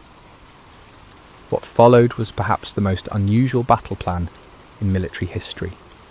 Instead of swords and spears, Gideon distributed trumpets, empty clay jars, and torches to each of his 300 men. The weapons of conventional warfare were set aside in favour of items that seemed more suited to a religious ceremony than a military campaign. Gideon divided his small force into 3 companies of 100 men each. The strategy was simple, yet audacious. They would surround the enemy camp and, at Gideon's signal, create as much noise and confusion as possible while giving the appearance of a much larger force. "Watch me," Gideon instructed his men. "Follow my lead. When I get to the edge of the camp, do exactly as I do. When I and all who are with me blow our trumpets, then from all around the camp blow yours and shout, 'For the Lord and for Gideon.'" The plan required perfect timing and coordination. Each man would conceal his torch inside a clay jar, maintaining complete darkness and silence until the moment of attack. Then at Gideon's signal, they would simultaneously break their jars, revealing blazing torches, blow their trumpets with all their might, and shout their battle cry. The psychological impact was designed to be devastating. The enemy would suddenly find themselves surrounded by lights and noise, creating the impression of a massive attacking force. In the confusion of a night assault, with limited visibility and the disorientation of being awakened from sleep, even experienced soldiers could panic and lose their sense of direction. As the 3 companies moved into position around the vast perimeter of the enemy camp, each man must have felt the weight of the moment. They were not professional soldiers, but ordinary citizens who had answered the call to fight for their freedom. Now they found themselves in the most critical moment of their lives, armed with the most unconventional weapons imaginable, trusting in a God who had promised victory through seemingly impossible means. The middle watch around midnight was traditionally the time when sentries were changed, and vigilance was often at its lowest point. It was at this precise moment that Gideon and his 100 men reached their assigned position on the edge of the camp. Across the valley, 200 other men waited in similar positions, every eye fixed on their leader for the signal that would begin the battle. Gideon raised his torch-filled jar high above his head, then brought it down sharply, smashing it against a rock. The clay shattered with a sound that seemed to echo across the silent valley, and immediately his torch blazed forth in the darkness. At the same instant, he lifted his trumpet to his lips and blew a long, piercing blast. "For the Lord and for Gideon," he shouted at the top of his lungs. The signal rippled around the camp as 300 jars smashed simultaneously. 300 torches burst into flame, and 300 trumpet heights sounded their defiant call. The battle cry of "For the Lord and for Gideon" echoed from every direction, creating the impression that the Midianite camp was completely surrounded by a massive army. The effect was instantaneous and devastating. Thousands of sleeping soldiers were jolted awake to find their camp surrounded by blazing lights and deafening noise. In the confusion and darkness, panic spread like wildfire through the ranks. Soldiers stumbled from their tents, grabbing whatever weapons they could find, unable to determine the size or direction of the attacking force. In their panic and confusion, the Midianites and their allies began attacking each other. unable to distinguish friend from foe in the darkness, and hearing battle cries in their own languages from every direction, they assumed they had been betrayed by their allies. The coalition that had seemed so formidable began to tear itself apart. The 300 Israelites maintained their positions around the perimeter, continuing to blow their trumpets and hold their torches high, creating the illusion of a massive army that had the enemy completely surrounded. They watched in amazement as God fulfilled his promise in the most spectacular fashion imaginable. The panic spread throughout the entire camp like a plague. What had begun as confusion quickly escalated into a full-scale rout as the enemy forces fled in every direction, abandoning their weapons, supplies, and even their camels in their desperate attempt to escape what they perceived as certain destruction. The victory was complete and overwhelming, achieved not through superior numbers or military might, but through divine intervention, working through the obedience of 300 faithful men. The God who had called Gideon from his hiding place in the winepress had once again demonstrated that his power is made perfect in human weakness. As dawn broke over the valley, an astonishing sight greeted the 300 Israelites. Where the night before had stood the mighty encampment of Israel's oppressors, now lay only scattered debris and abandoned supplies. Tents stood empty, their guy ropes cut by fleeing soldiers. Weapons lay discarded where they had fallen from panicked hands. The camels that had been described as innumerable as locusts wandered aimlessly, their owners having fled into the wilderness. The ground itself told the story of the night's chaos. Bloodstains marked the spots where confused allies had struck down one another in the darkness. Personal belongings were strewn across the landscape as the fleeing army had abandoned everything that might slow their escape. The scene looked less like the aftermath of a battle and more like the remnants of a catastrophic natural disaster. Gideon and his men moved through the abandoned camp in wonder, scarcely believing what their eyes were witnessing. The victory was so complete, so overwhelming, that it seemed almost too good to be true. Yet the evidence was undeniable. The army that had terrorized Israel for 7 years had been routed by 300 men armed with trumpets and torches. But God's deliverance was not yet complete. Even as the 300 marvelled at what had occurred in the valley, word of the miraculous victory was spreading throughout the hill country of Israel. Men who had dismissed Gideon's call to arms, who had remained hidden in their caves and strongholds, now emerged with renewed courage and determination. The tribes of Naphtali, Asher and Manasseh rallied to pursue the fleeing Midianites. What had begun with 300 faithful men now swelled into a national movement of liberation. The psychological impact of the victory was as important as the military result. The myth of Midianite invincibility had been shattered in a single night, and the spirit of resistance that had been dormant for so long now burst forth like a river breaking through a dam. Gideon sent messengers throughout the hill country of Ephraim with urgent instructions. Come down against the Midianites and seize the waters of the Jordan ahead of them as far as Beth Barah. This strategic move would cut off the enemy's escape routes and ensure that the victory would be complete. The Ephraimites responded with enthusiasm, capturing the fords of the Jordan and trapping many of the fleeing Midianites. In the pursuit that followed, they captured 2 of the Midianite leaders, Oreb and Zeb, whose names meant raven and wolf.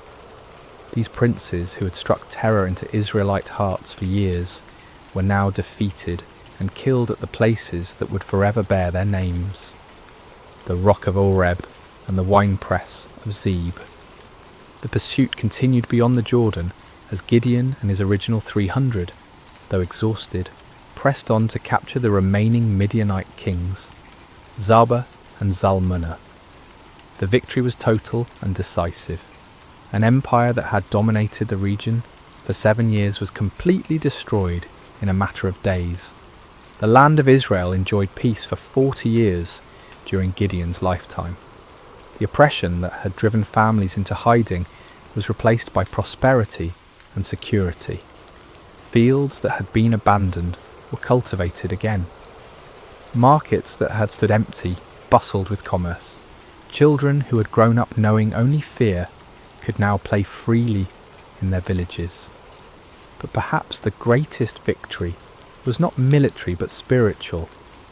Israel had rediscovered that their God was still the same mighty deliverer who had brought their ancestors out of Egypt. The impossible victory served as a permanent reminder that with God all things are possible. The story of Gideon and the 300 speaks across the centuries, with timeless truths that challenge and encourage us today. First, we see that God uses the unlikely. Gideon was not a seasoned warrior or a natural leader. He was a fearful farmer, hiding from his enemies. Yet God saw potential that others missed. This reminds us that God's calling is not based on our qualifications, but on his purposes. Second, the reduction of Gideon's army from 32,000 to 300 demonstrates that faith matters more than numbers. In a world obsessed with statistics and metrics, God's economy operates differently. He delights in using small faithful remnants to accomplish great things, ensuring that his power, not human strength, receives the glory. Third, Gideon's requests for signs teach us about the balance between faith and doubt. God was patient with Gideon's need for confirmation, showing us that honest questions and requests for reassurance are not signs of weak faith but of a heart that desires to walk in God's will. Finally, the story shows us that obedience in the face of fear is the essence of courage. Gideon was afraid, his army was outnumbered, and the strategy seemed foolish. Yet they obeyed, and God honoured their faithfulness with victory. When we feel unqualified for the tasks before us, when the odds seem insurmountable, when we need reassurance before taking steps of faith, the story of Gideon reminds us that our God specialises in impossible victories. He is still calling ordinary people to extraordinary purposes, still using the weak to confound the mighty, still turning fearful hearts into faithful warriors. The God who met Gideon at the winepress is the same God who meets us in our hiding places today, calling us to step out in faith and watch him work miracles through surrendered lives. Just as the 300 trumpets and torches became instruments of divine victory, our simple obedience can become the means through which God accomplishes his purposes in our generation. May we have the courage to answer when he calls, the faith to trust when he leads, and the persistence to follow when he sends us into battles that seem impossible to win. For with God, the 300 can defeat the multitudes, and faith can move mountains that seem immovable.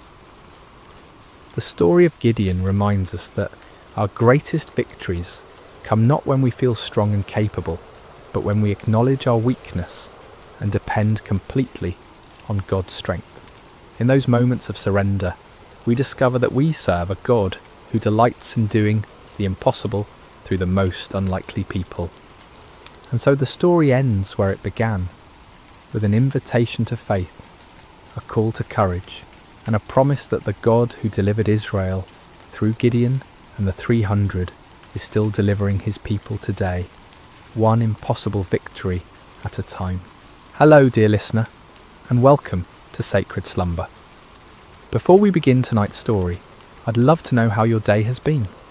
Whatever time it is where you are in the world, whether you're settling in for the evening or finding a quiet moment during your day, you're exactly where you need to be. We have listeners joining us from every corner of the globe, and it's beautiful to think that we're all connected through these ancient stories that continue to speak to our hearts today. If this story brings you peace and you'd like to hear more like it, please consider subscribing to sacred slumber. Now let us journey back over 3,000 years to a time when the hills of ancient Israel echoed with the cries of an oppressed people, and discover how God chose the most unlikely hero to deliver them. The sun blazed mercilessly over the barren hills of ancient Israel, its heat seeming to mock the suffering people below. For 7 long years, the shadow of oppression had fallen across the promised land, like a plague that would not lift. The Midianites, fierce nomadic warriors from the desert, had swept down upon Israel like locusts, devouring everything in their path. In caves carved into limestone cliffs, families huddled in darkness, their faces gaunt with hunger and hollow with despair. Children, who should have been playing in village squares instead, learned to recognise the distant thunder of approaching hoofbeats, the signal to flee deeper into their rocky refuges.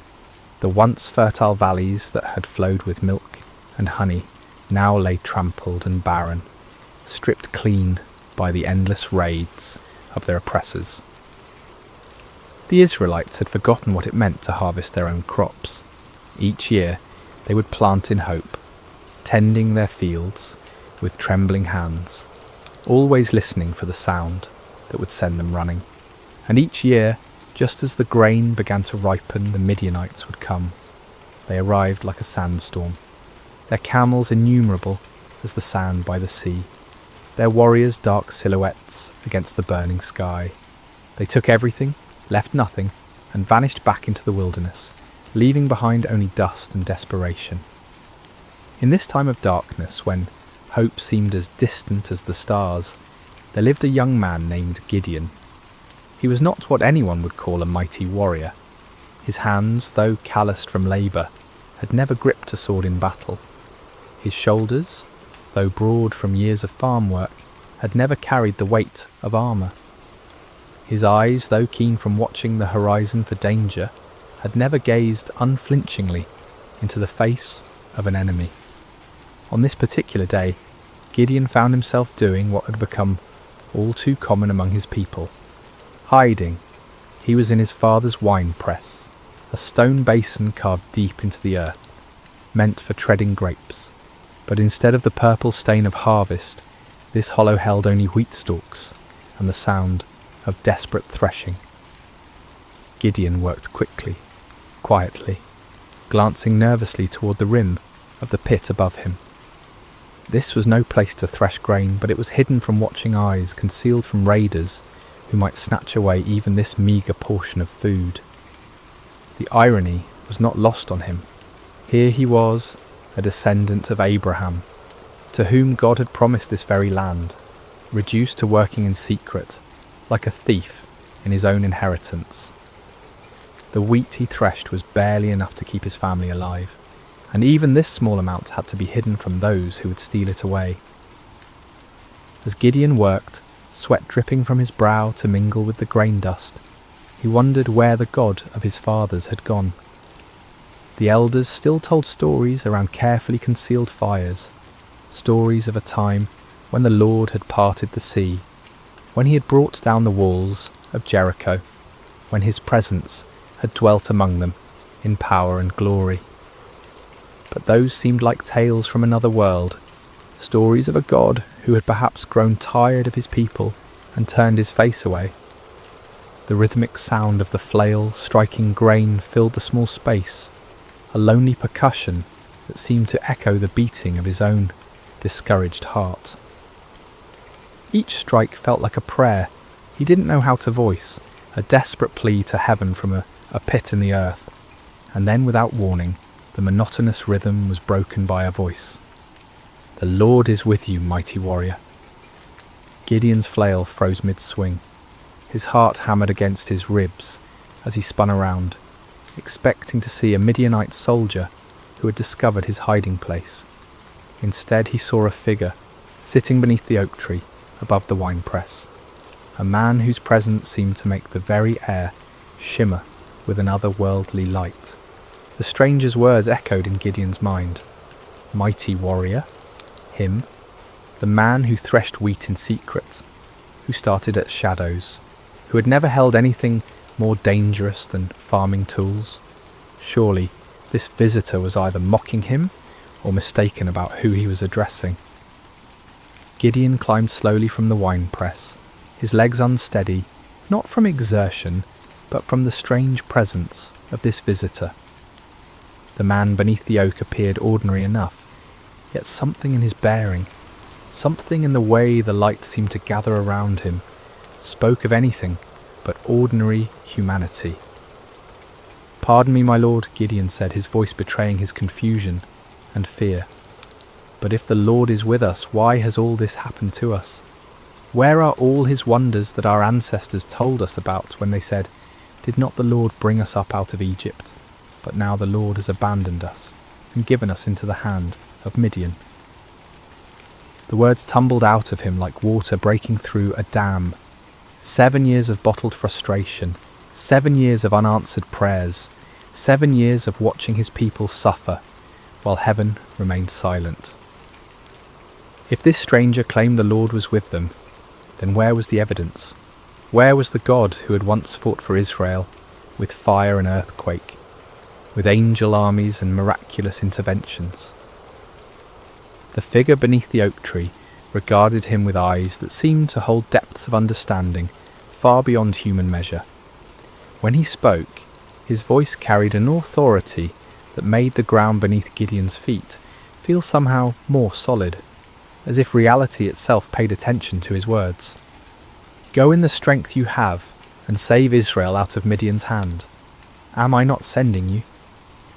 Gideon felt his knees nearly buckle. Save Israel? Him?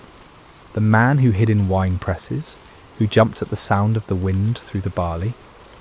This had to be some terrible mistake, some cosmic error in judgment. "Pardon me, my lord," he said again, his voice barely above a whisper, "but how can I save Israel? My clan is the weakest in Manasseh, and I am the least in my family." It was true. His family held no position of honour among the tribe. They owned no great flocks, commanded no respect in the councils of the elders. Gideon himself was the youngest son, the one who tended to mundane tasks while others made important decisions. He was nobody special, nobody who mattered, nobody whom anyone would follow into battle.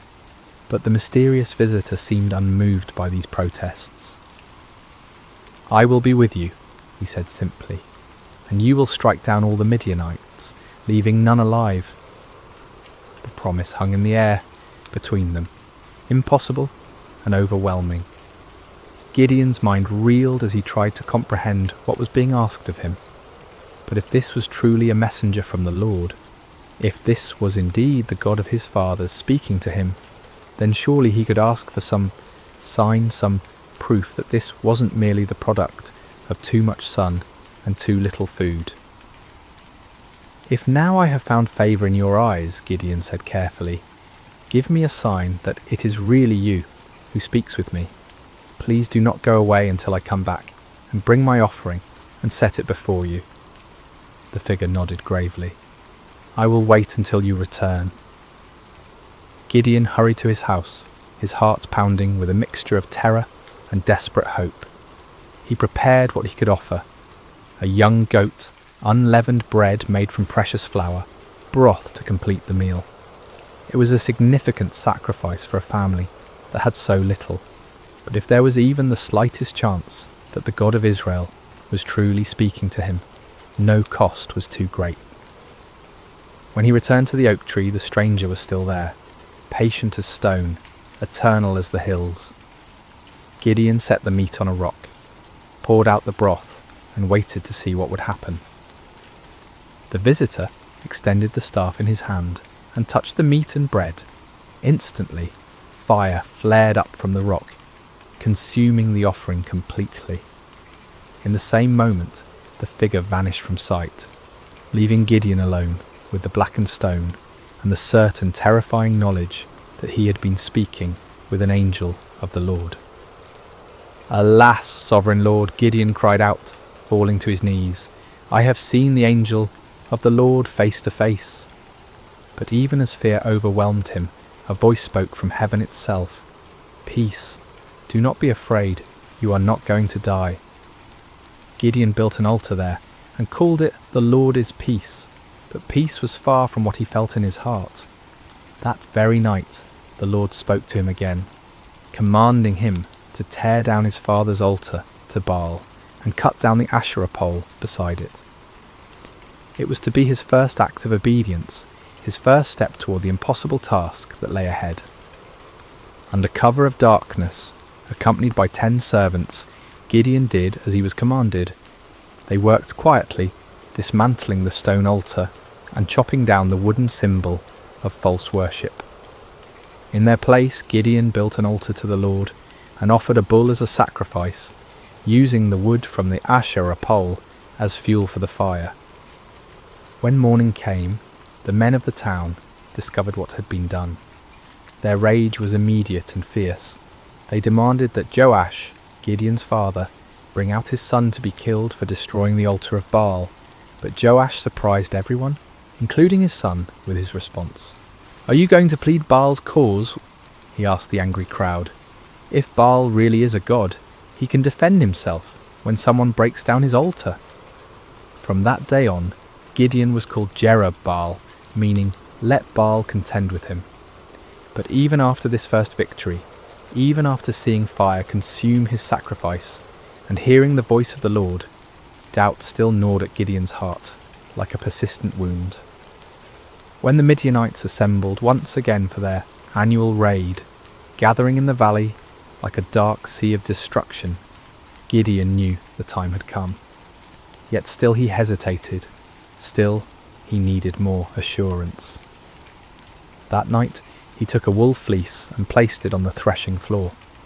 "If you will save Israel by my hand as you have promised," he prayed, "look, I will place a wool fleece on the threshing floor. If there is dew only on the fleece and all the ground is dry, then I will know that you will save Israel by my hand, as you said." In the morning the fleece was soaked with dew, while the ground around it was completely dry.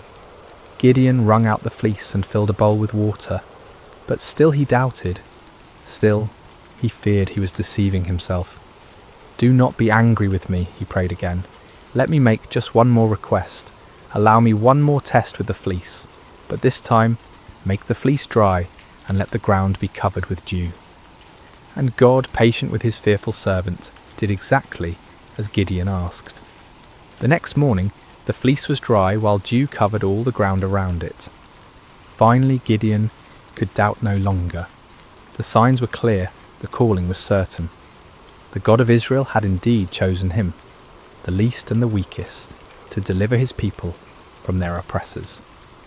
But as Gideon would soon discover, God's ways of winning battles were as unexpected as his choice of champions. Word spread quickly through the hill country of Israel. Gideon, son of Joash, had called for warriors to gather at the spring of Harod. The response was overwhelming. Men came from every tribe, every village, every cave where families had been hiding. They came carrying whatever weapons they could find. Old swords passed down from fathers, farming implements that could serve as spears, slings and stones gathered from riverbeds. 32,000 men answered the call. It was a significant force, larger than any army Israel had mustered in years. As Gideon looked out over the sea of faces, weathered by years of oppression, but now bright with hope, he felt a stirring of confidence. Perhaps this task wouldn't be as impossible as it had seemed. But even as he counted his forces, Gideon knew they were still vastly outnumbered. In the valley below, the Midianites and their allies spread across the landscape like a plague of locusts. Their camels were indeed as numerous as the sand on the seashore. Their warriors a dark tide that seemed to stretch to the horizon. Conservative estimates put their numbers at over 100,000 fighting men, but some said there were twice that many. Gideon was contemplating these daunting odds when the Lord spoke to him once again, and the words he heard made his blood run cold. "You have too many men," the Lord said.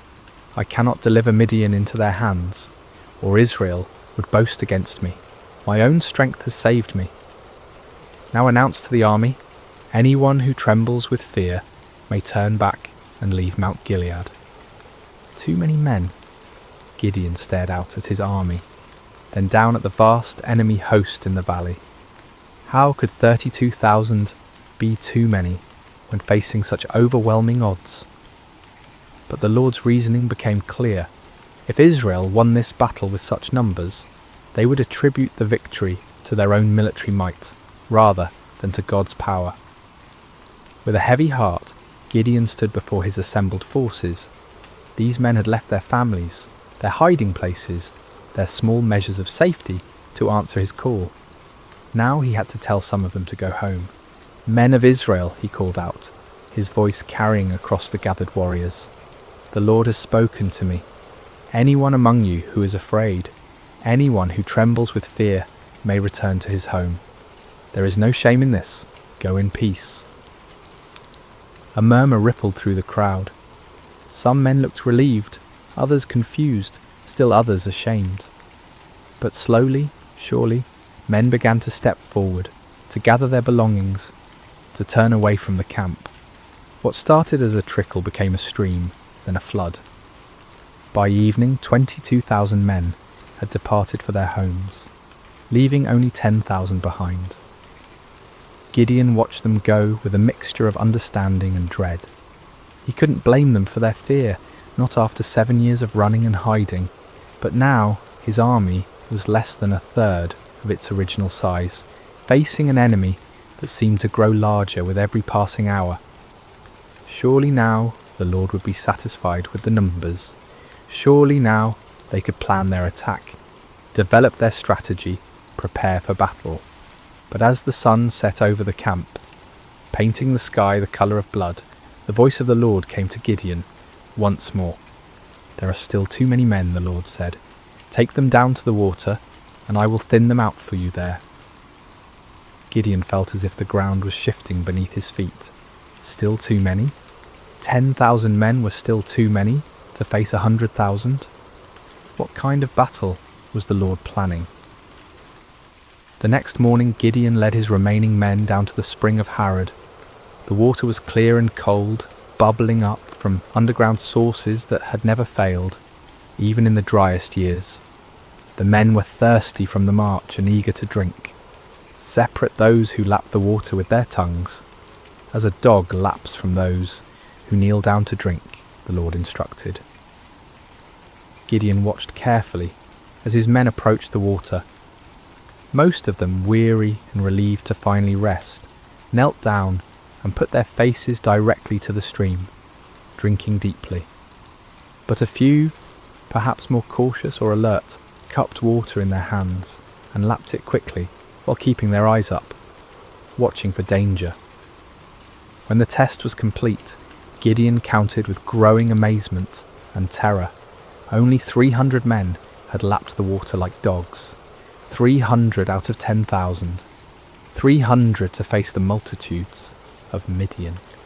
"With the 300 men that lapped I will save you and give the Midianites into your hands," the Lord said. "Let all the others return home." The dismissal of the remaining 9,700 men was even more painful than the first reduction. These were the men who had stayed when others fled, who had shown courage and commitment. Yet now they too had to be sent away, carrying with them the supplies and provisions that would have sustained a larger force. As evening fell over the camp, Gideon found himself staring at his tiny army. 300 men sat around small fires, their faces illuminated by flickering flames. Some sharpened weapons, others mended gear, still others simply stared into the darkness where their enemies waited. They were farmers and shepherds, craftsmen and traders. None of them were professional soldiers. None of them had trained for this kind of warfare. Gideon walked among them, listening to their quiet conversations.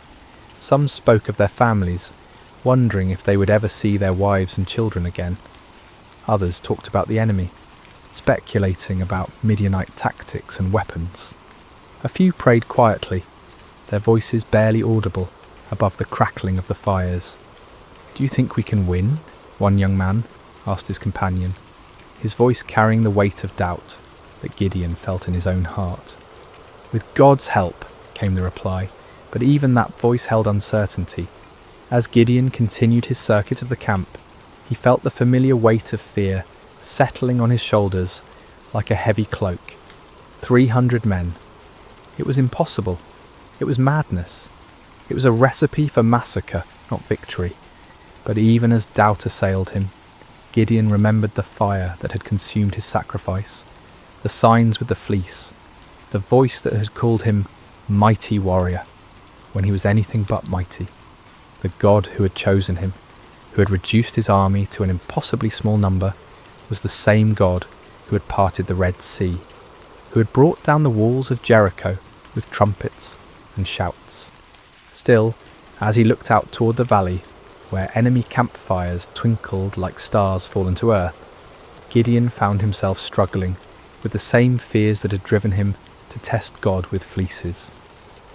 The odds were beyond daunting. They were simply impossible. But perhaps, he thought with growing understanding, that was exactly the point. Sleep eluded Gideon that night. He tossed on his simple bedroll, listening to the sounds of his small army around him. Some of the men snored peacefully, displaying a faith or fatalism that he envied. Others, like himself, shifted restlessly, no doubt contemplating the impossibility of what lay ahead. As the night deepened, the Lord spoke to him once more. "Get up, go down against the camp, because I am going to give it into your hands. If you are afraid to attack, go down to the camp with your servant Purah and listen to what they are saying. Afterward, you will be encouraged to attack the camp."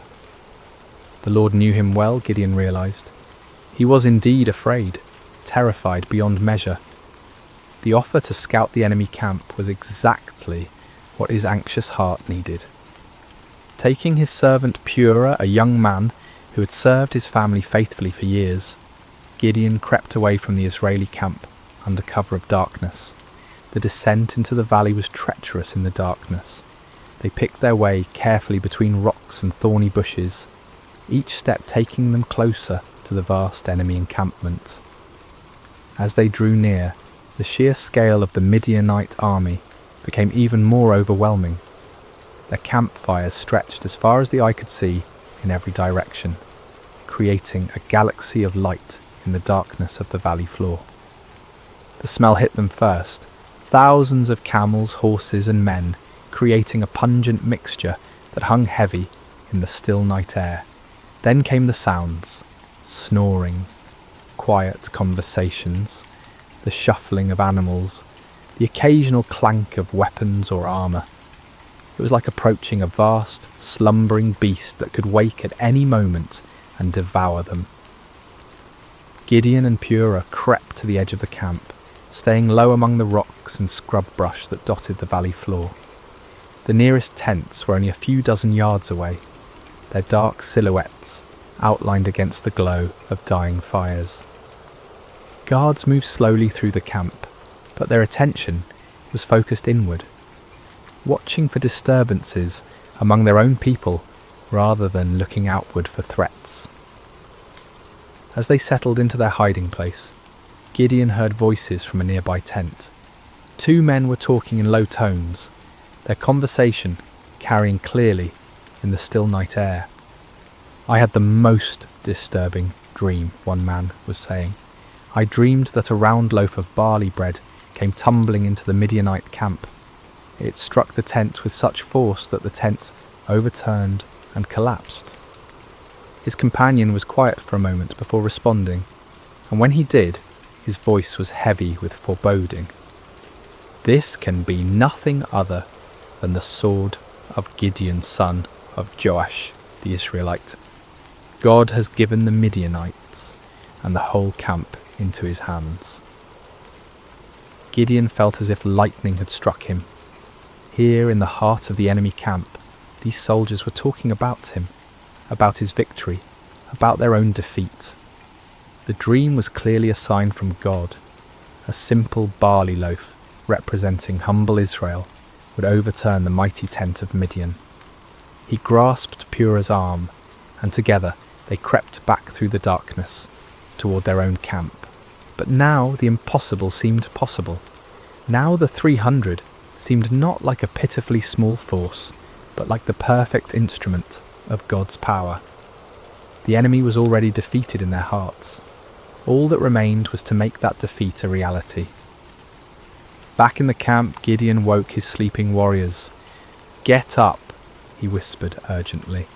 "The Lord has given the Midianite camp into your hands." The men rose quickly, gathering around their commander in the darkness. Gideon's voice was transformed, no longer tentative and fearful, but filled with supernatural confidence. "Listen carefully," he said. "We will divide into 3 companies of 100 men each. I will give each of you a trumpet and an empty jar with a torch inside it. Watch me and do exactly what I do. When I and all who are with me blow our trumpets, then you blow your trumpets all around the camp and shout, 'For the Lord and for Gideon.'" The plan was unlike anything any of them had ever heard of. No swords, no spears, no conventional weapons at all. Just trumpets, empty pottery jars and torches. It seemed almost like madness, but there was something in Gideon's voice, something in his bearing, that convinced them this was indeed the Lord's strategy. The men moved quickly and quietly to gather the supplies they would need. Clay jars were found and emptied. Torches were prepared and placed carefully inside, so that their light was completely hidden. Each man took a trumpet, though few of them had any experience with such instruments. The plan didn't require musical skill, however, only the ability to make noise. As the first company prepared to move out, Gideon looked at his men one final time. These farmers and shepherds, these ordinary men who had answered an extraordinary call, were about to attempt something that would be remembered for generations to come. They were terrified. He could see it in their faces, but they were also determined. They'd come too far to turn back now.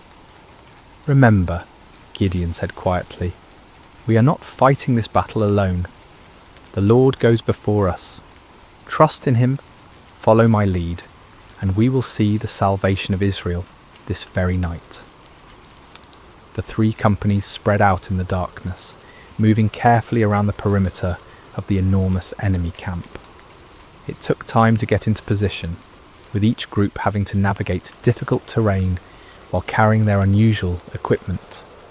But finally, just as the middle watch began, just as the guards were changing and the camp was at its most vulnerable, Gideon's company reached their position on one side of the valley. He looked across the vast sea of tents and fires, knowing that his other 2 companies were in position on the other sides.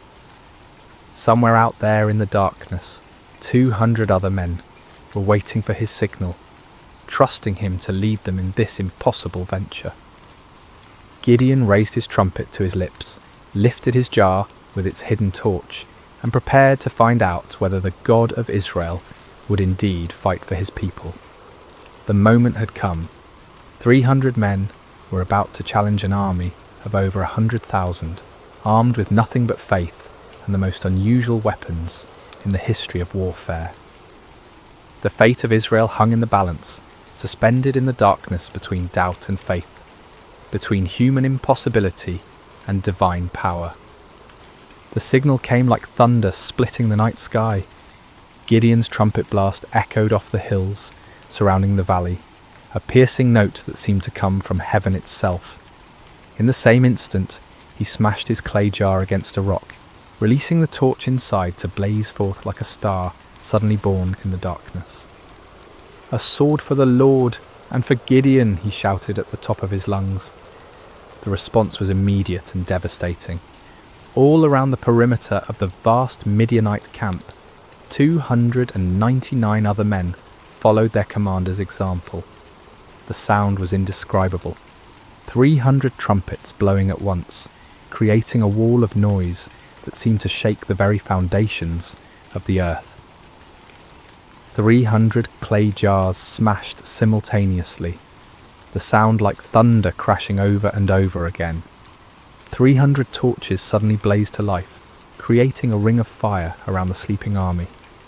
And 300 voices roared out the battle cry, "A sword for the Lord and for Gideon." The effect on the Midianite camp was catastrophic. Men who had been sleeping peacefully moments before were jolted awake by the tremendous noise, their minds struggling to comprehend what was happening.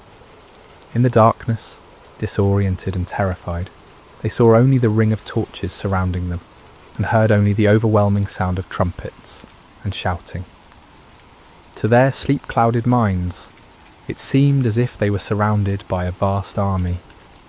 The torches suggested thousands of soldiers, each one marking a warrior ready to attack. The trumpets spoke of organised military might, of disciplined forces moving in coordinated assault. The unified battle cry indicated an enemy confident of victory, sure of their superior strength. Panic spread through the camp like wildfire.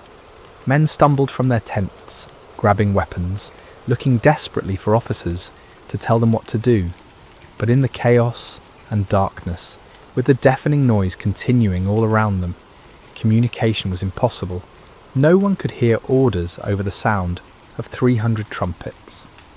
No one could see clearly through the confusion of flickering torches and deep shadows. "We're surrounded," someone screamed. "The whole Israeli army is here," shouted another. "We're all going to die," cried a third. The panic was contagious, spreading from tent to tent, from company to company, until the entire vast army was in the grip of terror.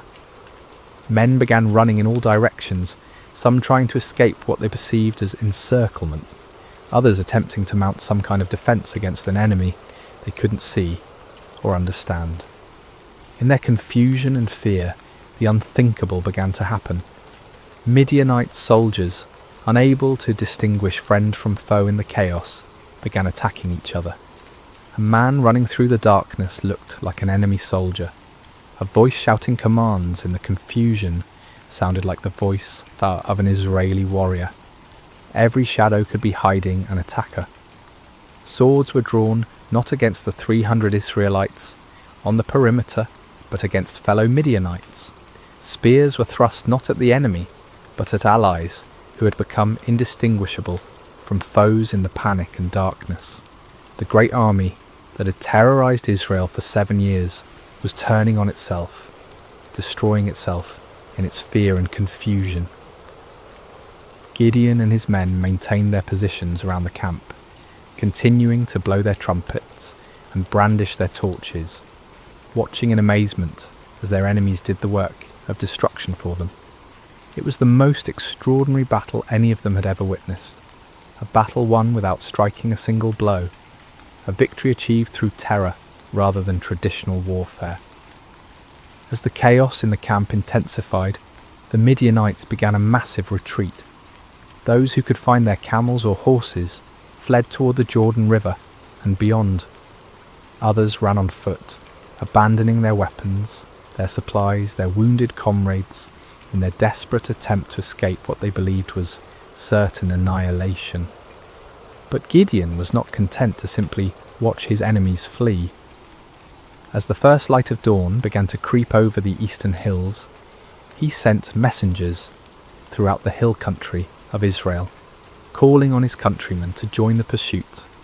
"Come down against the Midianites," the messengers proclaimed, "and seize the waters of the Jordan ahead of them as far as Beth-barah." The response was immediate and enthusiastic. Men who had been hiding in caves for 7 years suddenly found themselves called to active pursuit of their oppressors. They came streaming down from the hills, like water released from a dam, energized by the news that the mighty Midianite army was in full retreat. The men of Ephraim were particularly effective, seizing the fords of the Jordan River and trapping many of the fleeing enemy forces. They captured and killed Oreb and Zeb, 2 of the Midianite leaders, bringing their heads to Gideon as proof of their victory. Meanwhile, Gideon and his original 300 men continued the pursuit of the main enemy force. They crossed the Jordan River, following the fleeing armies eastward into the deserts. Despite their exhaustion, despite having had no sleep and little food, they pressed on relentlessly. The psychological impact of the night's events had completely broken the spirit of the Midianite alliance. Armies that had seemed invincible just hours before were now scattered bands of demoralised fugitives. The camels that had been as numerous as sand by the seashore were now obstacles to rapid flight rather than instruments of swift attack. Gideon's small force continued to grow as more Israelites joined the pursuit. Men from Naphtali, Asher, and all of Manasseh took up arms and chased the fleeing enemy. What had begun as an impossible battle for 300 men had become a nationwide uprising, a complete reversal of 7 years of oppression. The fleeing Midianites tried to regroup at Succoth and Penuel, but the local officials, perhaps fearing retaliation, refused to provide them with food or assistance. Gideon's pursuit was relentless, driving them ever deeper into the wilderness, further from their base of operations, further from any hope of mounting a counterattack. Finally, in the desert east of the Jordan, Gideon caught up with the remnants of the great army. Zebah and Zalmunna, the 2 kings of Midian, were there with about 15,000 men, all that was left of an army that had once numbered over 100,000. Even this reduced force vastly outnumbered Gideon's 300, but their spirit was completely broken. The final battle was swift and decisive. The Midianite army, already demoralised and exhausted, offered little resistance. Zebah and Zalmunna were captured alive, bringing to an end the 7-year reign of terror that had plagued Israel. As the sun set on that remarkable day, Gideon found himself looking out over a battlefield strewn with the evidence of complete victory. The mighty army that had seemed invincible just 24 hours earlier was destroyed. The kings who had terrorised his people were prisoners. The oppression that had driven Israel into caves and hiding places was broken forever.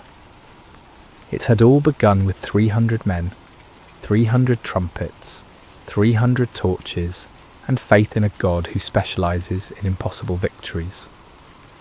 The journey back to Israel was unlike anything the land had seen in generations. What had begun as a desperate flight by 300 terrified farmers had become a triumphant procession that seemed to grow with every mile. Men emerged from caves and hidden places, women came out of their refuges, children ran alongside the returning heroes.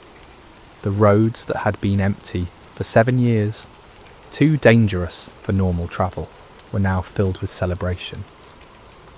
Gideon rode at the head of the procession, the captured kings Zebah and Zalmunna walking in chains behind him. The sight of these once mighty rulers, who had struck terror into Israelite hearts for so long, now humbled and defeated, was almost too wonderful to believe. People lined the roads just to see them, to confirm with their own eyes that the nightmare was truly over.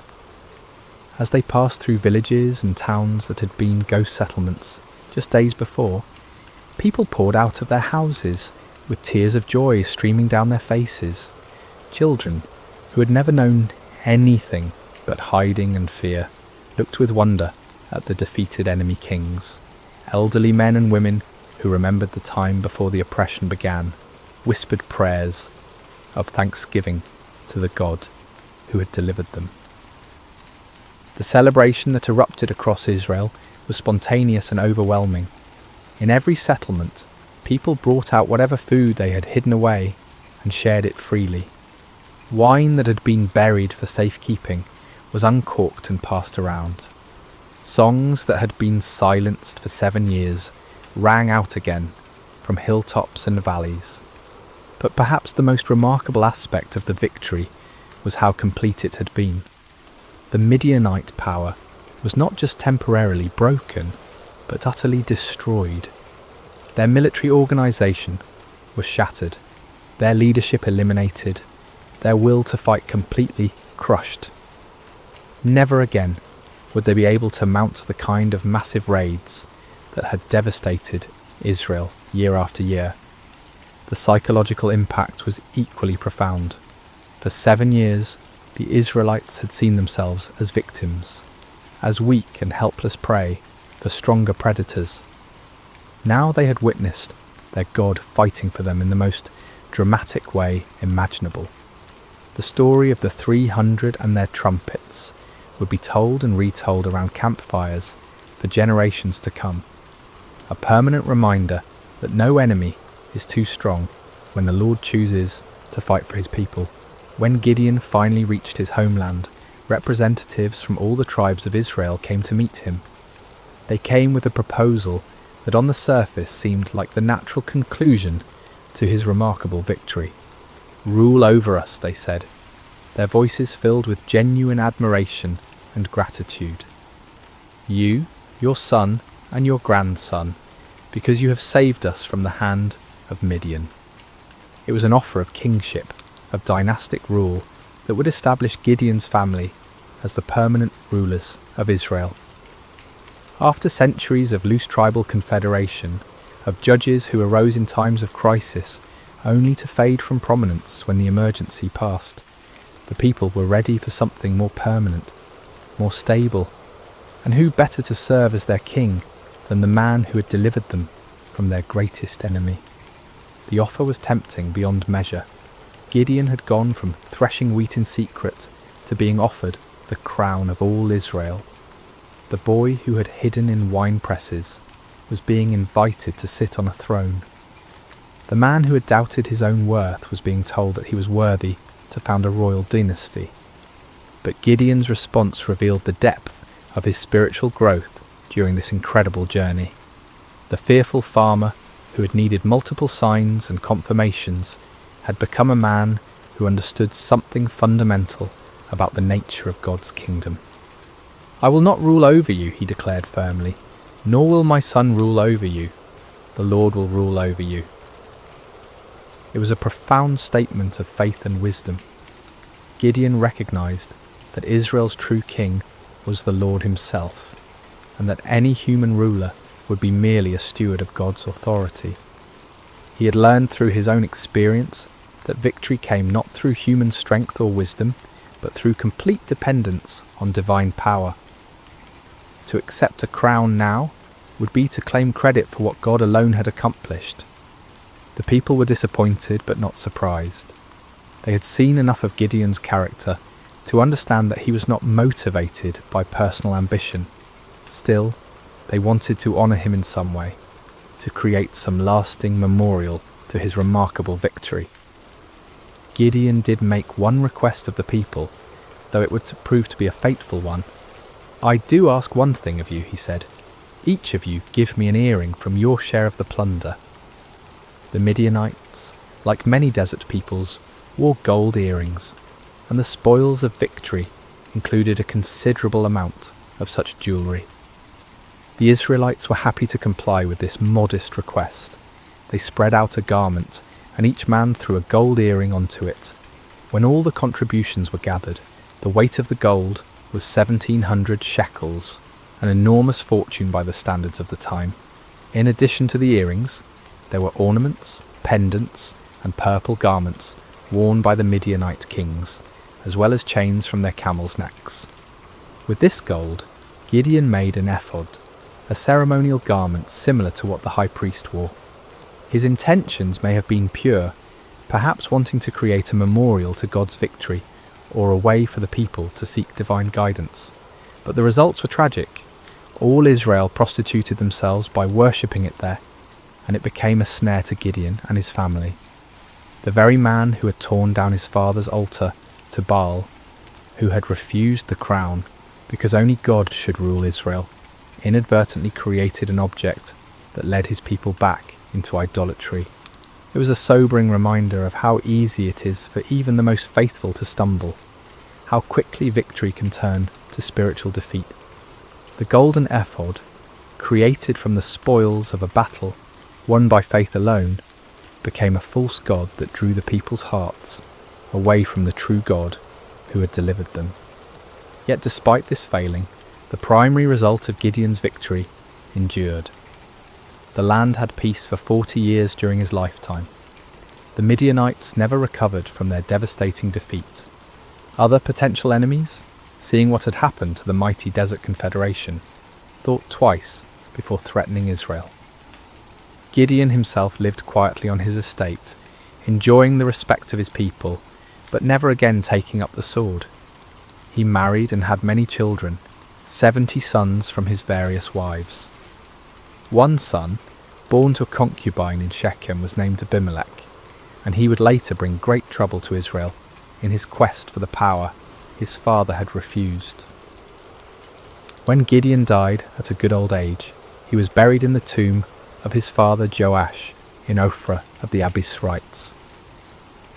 His death marked the end of an era, the passing of a man who had embodied both the highest faith and the deepest human frailty. As we reach the end of this ancient story, told now across thousands of years and countless retellings, the lessons of Gideon's life continue to resonate with profound relevance. His journey from fearful farmer to victorious leader speaks to truths that transcend time and culture, offering wisdom for anyone who has ever felt inadequate for the tasks before them. The first and most striking lesson is how God chooses his instruments. When the angel called Gideon a mighty warrior while he hid in a wine press, it seemed like either a mistake or a cruel joke. Gideon was none of the things we typically associate with great leaders. He wasn't brave, wasn't confident, wasn't from an important family, wasn't trained in warfare or politics. By every human measure, he was spectacularly unqualified for the task ahead. Yet this was precisely why God chose him. The Lord deliberately selects the weak to confound the strong, the foolish to shame the wise, the lowly to humble the proud. Gideon's weakness became the perfect vessel for divine strength because there could be no question about who deserved the credit for the victory. This principle was reinforced by the reduction of Gideon's army from 32,000 to 300. With overwhelming numbers, Israel might have attributed their victory to superior military strategy or exceptional courage. With just 300 men, there could be no doubt that the victory belonged to God alone. The method of the victory itself drove this point home with unmistakable clarity. No swords were swung, no arrows were shot, no conventional battle was fought. Instead, the enemy was defeated by trumpets, torches, and shouting. It was a victory that made no sense according to human wisdom, but perfect sense according to divine strategy. Gideon's story also illustrates the patient grace of God toward human weakness. When Gideon asked for signs, when he tested God with fleeces, when he needed encouragement through overhearing the enemy's dream, the Lord did not respond with anger or impatience. Instead, he provided exactly what his frightened servant needed to move forward in faith. This divine patience extends to our failures as well as our fears. Even when Gideon created the golden ephod that led Israel into idolatry, even when his victory was tainted by this spiritual stumble, God's larger purposes were not thwarted. The peace that came to Israel lasted for 40 years, and the story of Gideon's faith continued to inspire future generations. Yet Gideon's failure with the ephod serves as a sobering warning about the subtle nature of spiritual pride. The man who had refused a crown could still fall into the trap of creating an object that drew worship away from God. Victory can be more spiritually dangerous than defeat, success more corrupting than failure. Even those who have experienced God's power in extraordinary ways must remain vigilant against the pride that can grow from their very victories. The story also reveals the importance of recognizing God's sovereignty in our circumstances. When Gideon questioned why God had allowed the Midianite oppression, he was struggling with one of humanity's oldest questions: why does a good God permit suffering? The answer that emerges from his story is not a theological explanation, but a practical demonstration. God had not abandoned his people. He was preparing to deliver them in a way that would reveal his power and restore their faith. Sometimes what looks like divine absence is actually divine preparation. The 7 years of oppression created the conditions that made Israel ready to trust completely in God rather than in their own strength. Without that desperation, they might never have been willing to follow 300 men with trumpets against an army of over 100,000. Gideon's reluctance to accept the crown offers another crucial lesson about the nature of true leadership. The people wanted to make him king because he had saved them, but Gideon understood that salvation belongs to God alone. Human leaders are at their best when they serve as instruments of divine will rather than as objects of human worship. This principle applies far beyond political leadership. In families, in businesses, in communities, in churches, the most effective leaders are those who understand that their authority is delegated, that their successes come from sources beyond themselves, that their role is to point others toward truth rather than toward their own personalities or achievements. The transformation in Gideon's character throughout the story demonstrates the power of stepping out in faith despite fear. The man who ended the story was dramatically different from the one who began it, not because his circumstances had changed, but because he had learned to trust in something greater than his circumstances. He discovered what countless others have learned, that God's strength is made perfect in human weakness, that his power is most clearly displayed when human power is obviously inadequate, that the greatest victories often come in ways that make no earthly sense. For modern listeners, Gideon's story speaks to anyone who has ever felt overwhelmed by the challenges they face, whether dealing with personal struggles, family crises, professional obstacles, or community problems. The principles that guided Gideon remain relevant. True solutions often come not through human wisdom or strength, but through surrender to divine wisdom and dependence on divine strength.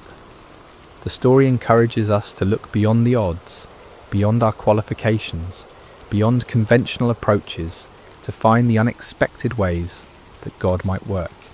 It reminds us that He specializes in impossible situations, that He delights in using unlikely people, that He often works in ways that confound human expectations. At the same time, Gideon's story warns us about the ongoing nature of spiritual vigilance. Victory is not a destination, but a stepping stone. Success is not an end, but a beginning. Even those who have experienced God's power in remarkable ways must continue to guard their hearts against pride, idolatry, and spiritual complacency. The golden ephod that became a snare to Gideon serves as a perpetual reminder that our greatest spiritual dangers often arise not from our failures, but from our successes, not from our weaknesses, but from our strengths, not from what we lack, but from what we have achieved.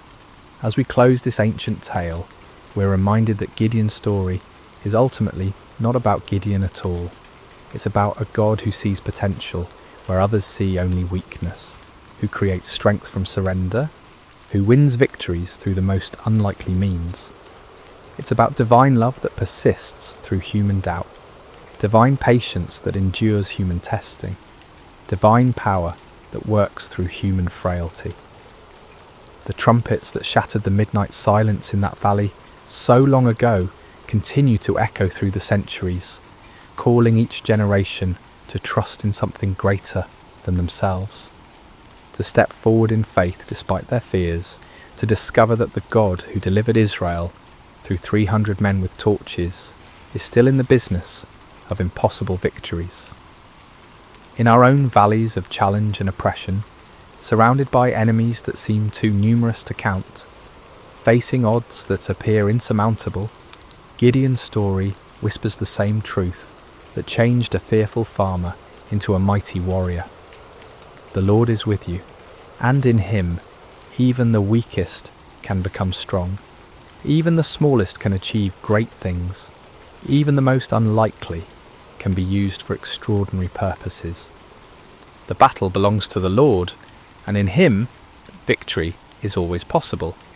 And so we end where we began, with a simple truth that transcends time and circumstance. When God chooses to fight for his people, no enemy can stand, no odds are too great, and no victory is impossible.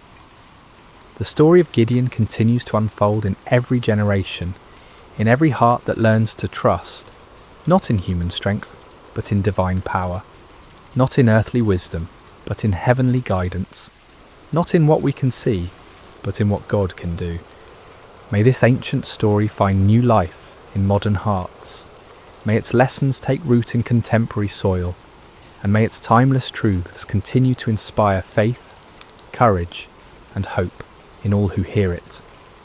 For the God who called Gideon from his hiding place continues to call ordinary people to extraordinary purposes, continues to choose the weak to confound the strong, and continues to win impossible victories through the most unlikely means. The story of Gideon is, in the end, the story of all who learn to trust in something greater than themselves. It is the story of divine love that never gives up, divine power that never fails, and divine grace that transforms fearful hiding into mighty victory. This has been the story of Gideon and the battle against Midian, shared with you tonight through sacred slumber. May it bring you peace, may it strengthen your faith, and may it remind you that no challenge is too great when faced with divine help. Sleep well, dear listener, and may your dreams be filled with the trumpets of victory and the light of hope that never dies.